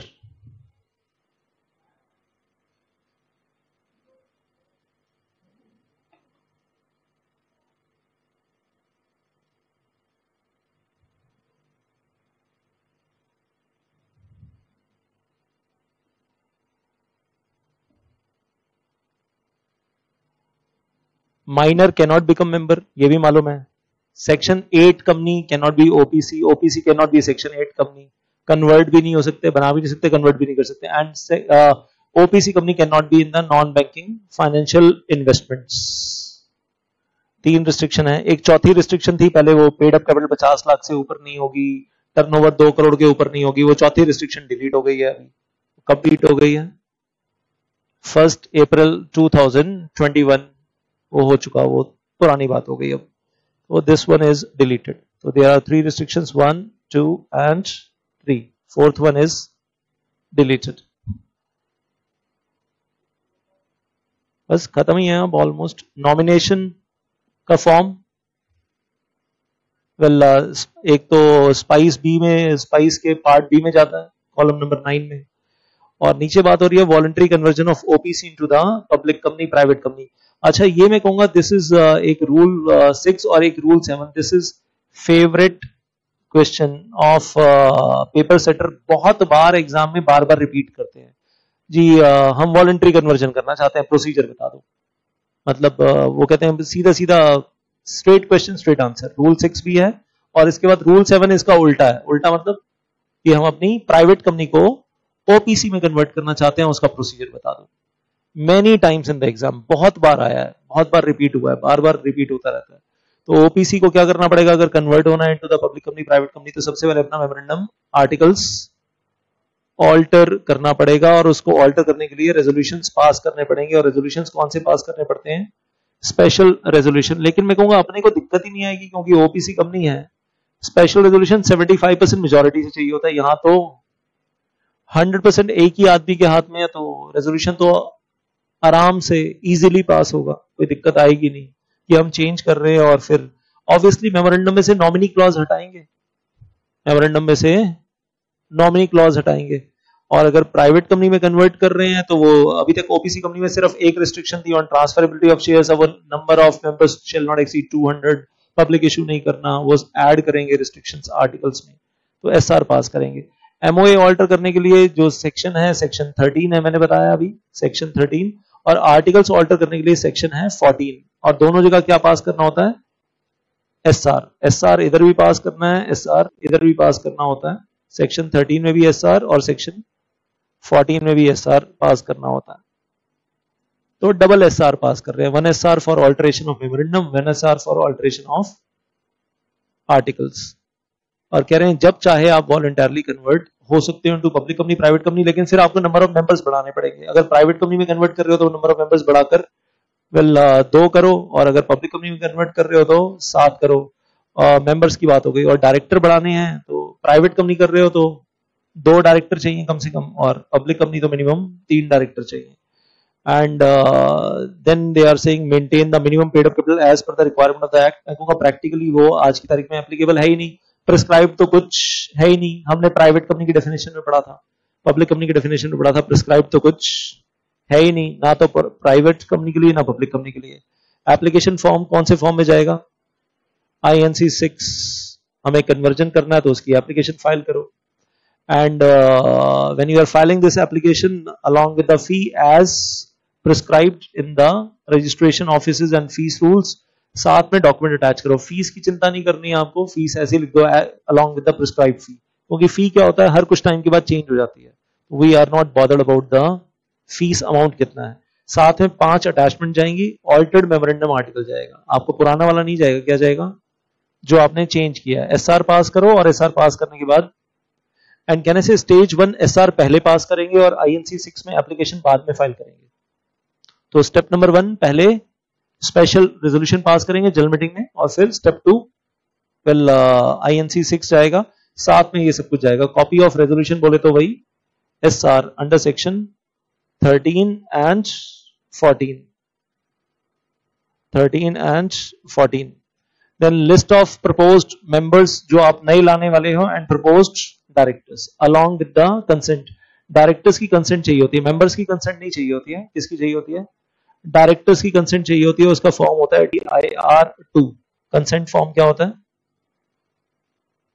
और ये भी वही है, प्रिंट आउट निकालो, उनके मैनुअल सिग्नेचर करवाओ, स्कैन करो वही एडोब स्कैनर से और जो भी है, और उसको अपने डेस्कटॉप पे सेव करो, INC 6 फाइल करोगे तो उसके साथ जाएगा। लिस्ट ऑफ क्रेडिटर्स, कंपनी में कितने क्रेडिटर्स है, सिक्योर्ड या अनसिक्योर्ड या दोनों, दोनों टाइप के, कितना पैसा उधार पे ले रखा है, कन्वर्ट होने से पहले बता दो, और लेटेस्ट ऑडिटेड बैलेंस शीट और P&L अकाउंट दिखा दो आप अपना, दैट्स इट, कि हमें दिख जाएगी कंपनी में कोई फ्रॉड वगैरह नहीं हो रहा है, आप कन्वर्ट हो रहे हो and there is no fraud. On being satisfied that the requirements are satisfied, ROC क्या इशू करेगा, एक सर्टिफिकेट दे देगा कि आपकी कंपनी प्राइवेट कंपनी में कन्वर्ट हो गई या पब्लिक कंपनी में कन्वर्ट हो गई, एज द केस में भी। आज की तारीख में क्या OPC के ऊपर कोई लिमिट है, वेल पेड अप कैपिटल पे टर्नओवर पे आंसर इज नो लिमिट, और 50 लाख या 2 करोड़ की अगर लिमिट जंप होती है तो क्या कन्वर्ट होना कंपलसरी है, and the answer is no, already हो गया हमारा। INC 5 एक फॉर्म था पहले पुराने जमाने में जो ऑमिट हो गया, उसके बारे में जानना आप जरूरी नहीं है। Rule 7 once again I will say very very very very important for exam, बहुत बार एग्जाम में आ चुका है, बहुत बार एग्जाम में आ चुका है। 2 मिनट ही लगने वाले हैं, वही प्रोसीजर है, और क्या करना है, मेरे 2 मिनट ऐसे ही होते हैं। तो क्या पास करना है, हो गया हो गया हो गया हो गया, 2 मिनट बस, क्या पास करना है, स्पेशल रेजोल्यूशन पास करना है। Step 1 is SR, step 1 is SR, और SR के लिए साथ क्या चाहिए, अच्छा बोल रहे हैं SR चाहिए, लेकिन ये 100% कंसेंट मैं कहां से लेकर आया हूं, मतलब SR का मतलब तो 75% होता है ना, लेकिन ये 100% कहां से लेकर आया हूं, ये नीचे ये रूल 7 सब रूल 2 में लिखा हुआ है। ये जो वॉलंटरी कन्वर्जन आप पढ़ रहे हो, ये रूल नंबर क्या है, rule number 7 of which rules, incorporation rules, कौन से वाले rules, incorporation rules 2014, companies incorporation rules 2014। इस पूरे चैप्टर में जो रूल्स चल रहे हैं मोस्टली OPC के साथ वो यही चल रहे हैं, OPC जब से शुरू हुआ, कंपनी इनकॉर्पोरेशन रूल्स 2014। और इसमें क्यों बोल रहा हूं कि ये 100% की कंसेंट चाहिए, ये रूल 7 सब रूल 2 में जो नीचे लिखा हुआ है ऑल, यहां से ये ऑल से मैं लेकर आया हूं, इस 100% को यहां से आया। नीचे लिखा है कि SR पास बाद में करना, सबसे पहले कंपनी NOC ले ले, NOC मतलब नो ऑब्जेक्शन सर्टिफिकेट ले ले, in writing from all members all creditors, मतलब ऑल का मतलब क्या हुआ, 100%। अब सोच के देखो, अगर 100% मेंबर ऑलरेडी रिटर्न कंसेंट दे रहे हैं, मतलब NOC दे रहे हैं कि हमें कोई दिक्कत नहीं है, आप प्राइवेट कंपनी को वापस मतलब OPC में कन्वर्ट कर लो। अब प्राइवेट कंपनी में कितने मेंबर होंगे, मैक्सिमम 200 होंगे, मतलब इसका मतलब उसमें से 199 तो अपने शेयर्स बेचने के लिए तैयार होंगे, और उन 200 में से कोई एक होगा जो सबके शेयर्स खरीद रहा होगा, और वो लोग पहले ही अपना NOC दे रहे हैं, रिमेनिंग 199 की हाँ भाई कन्वर्ट कर लो। 199 क्या, all 200 are giving the consent, तो फिर 75% की क्या जरूरत है, जब 100% सब लोगों ने NOC दे ही दिया। और सिर्फ मेंबर्स नहीं, मेंबर्स के साथ साथ क्रेडिटर्स भी NOC दे रहे हैं, नो ऑब्जेक्शन सर्टिफिकेट सभी लोग दे रहे हैं। और ये तो मैं कहूंगा ऊपर वाले पैरा में जो लिखा फिर उसको बोलूंगा वो स्टेप 2 है, क्योंकि जो NOC ले रहे हैं वो स्टेप 1 है। एक्चुअली लॉ मेकर ने उल्टा लिखा है, लॉ मेकर ने एक्चुअली उल्टा लिखा है। तो ऊपर जो आपको दिख रहा है वो स्टेप 2 है, और नीचे जो दिख रहा है वो स्टेप 1 है कि पहले NOC low from all members all creditors, उसके बाद जनरल मीटिंग करवाओ, SR पास करो, एंड देन वी से file the copy of the SR in the form MGD 14 with in 30 days. अब ये थंब रूल, ये एक यूनिवर्सल रूल है, पूरे कंपनी लॉ में हर चैप्टर में अप्लाई होगा जहां जहां कंपनी लॉ है। जब भी पूरे कंपनी लॉ में किसी भी पर्पस के लिए कभी भी स्पेशल रेजोल्यूशन पास करेंगे, किसी भी कारण से स्पेशल रेजोल्यूशन पास करेंगे, तो फॉर्म MGD 14 हमेशा फाइल होता है ROC के पास within 30 days after passing SR। MGD 14 हमेशा हमेशा हमेशा फाइल करेंगे। पूरे कंपनी लॉ में 470 सेक्शंस में सारे चैप्टर्स में जब भी SR पास होगा, किसी भी काम के लिए SR पास होगा, inform ROC in the form MGD 14, intimation दे रहे हैं ROC को कि हमारे यहाँ SR पास हो चुका, सो एंड सो पर्पस के लिए पास हुआ, और SR की कॉपी साथ में अटैच करके जाएगी। और कितने दिन में जाएगा, हमेशा with in 30 days. And this is universal rule for all chapters, for all chapters. ये हर चैप्टर में काम आएगा आपके, हर जगह। एक फॉर्म मैंने पहले बताया था यूनिवर्सल, जो हमेशा जाता है, कौन, वेल जब NCLT अप्रूवल लेते हैं, कोर्ट अप्रूवल लेते हैं, याद है किसी को कौन सा फॉर्म हमेशा जाता है जब NCLT अप्रूवल, कोर्ट अप्रूवल वगैरह लेते हैं, या CG अप्रूवल लेते हैं, INC 28, INC 28 हमेशा जाता है पूरे कंपनी लॉ में, किसी भी चैप्टर में कभी भी NCLT अप्रूवल या CG अप्रूवल लेंगे तो हमेशा जाएगा। और ये MGD 14 हमेशा जाएगा जब SR पास करेंगे किसी भी काम के लिए। INC 6 जाना है अब, तो आपने दो काम कर लिया, NOC वाला काम भी कर लिया और दूसरा काम आपने वेल आई से SR पास कर लिया। और स्टेप 3 आपने क्या फाइल कर दिया, फाइल MGD 14 में इंफॉर्मेशन मतलब एप्लीकेशन फाइल कर रहे हैं या सिर्फ इंटीमेशन दे रहे हैं? सिर्फ इंटीमेशन दे रहे हैं, ROC को कोई अप्रूवल नहीं मांग रहे इसमें। It is just the intimation की हमने SR पास किया है। ये हो गया स्टेप 3। और स्टेप 4 क्या आ रहा है अब आपके पास, अब आप फाइल कर रहे हो एप्लीकेशन। स्टेप 4 में फाइल कर रहे हो आप एप्लीकेशन, और एप्लीकेशन का फॉर्म क्या है, INC 6। और अब आप मांग रहे हो परमिशन। क्या परमिशन मांग रहे हो कि हमें प्राइवेट कंपनी से OPC में कन्वर्ट होना है। अब आप वो परमिशन मांग रहे हो। एंड देन आई से अब इस एप्लीकेशन के साथ जाएंगे आपके 4 अटैचमेंट्स। बस वो 4 अटैचमेंट्स आपको याद करने हैं। पहली अटैचमेंट क्या है, डायरेक्टर दे रहे हैं डिक्लेरेशन। क्या डिक्लेरेशन दे रहे हैं, declaration by way of affidavit. और एफिडेविट जाता है on the stamp paper, on stamp paper. और स्टैम्प पेपर दिल्ली में लगाते हैं हम 10 रुपए का, वैसे स्टेट टू स्टेट चेंज हो जाता है। महाराष्ट्र में शायद 20 रुपए का है, लेकिन दिल्ली में 10 रुपए का स्टैम्प पेपर है। और उसके ऊपर डायरेक्टर्स एफिडेविट लिखकर दे रहे हैं, मतलब हम जो कह रहे हैं वो सच है, सच के सिवा कुछ नहीं है। एविडेंस की एक वैल्यू है, एक तरीके से ओथ ले रहे हैं, हम कसम खाकर कहते हैं जो इसमें लिखा है वो सच है और सच के सिवा कुछ नहीं है। And duly sworn in confirming that all members and creditors of the company have given their consent for conversion की सब लोगों ने अपनी कंसेंट दी है। एंड साथ में और दूसरी चीज क्या जा रही है, the list of members, list of creditors. और क्रेडिटर्स में दोनों secured and unsecured, secured and unsecured दोनों तरीके के क्रेडिटर्स।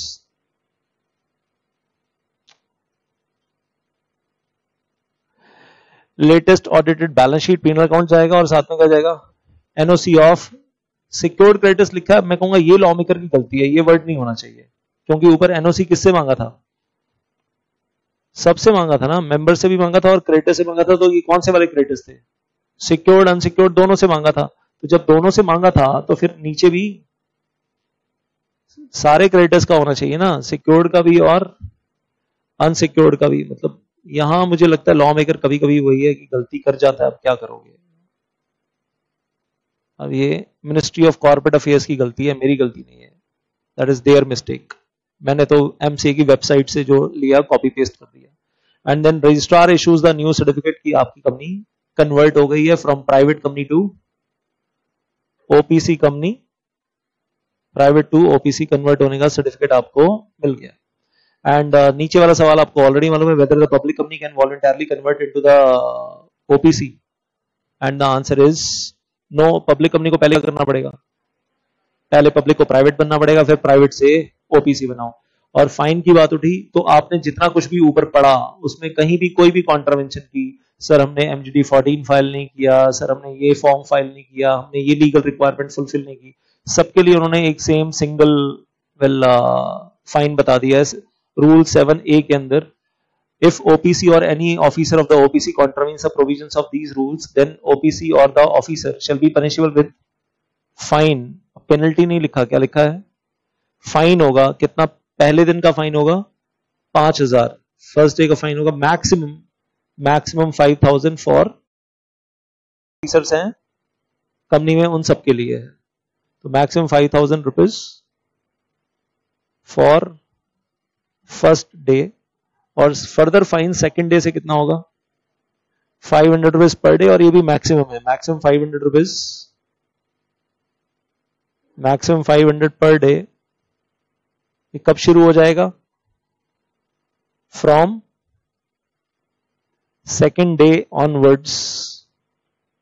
और क्या बोलते हैं, till the default continues, till the contravention continues, till contravention और डिफॉल्ट कॉन्टिन्यूज, डिफॉल्ट कॉन्टिन्यूज।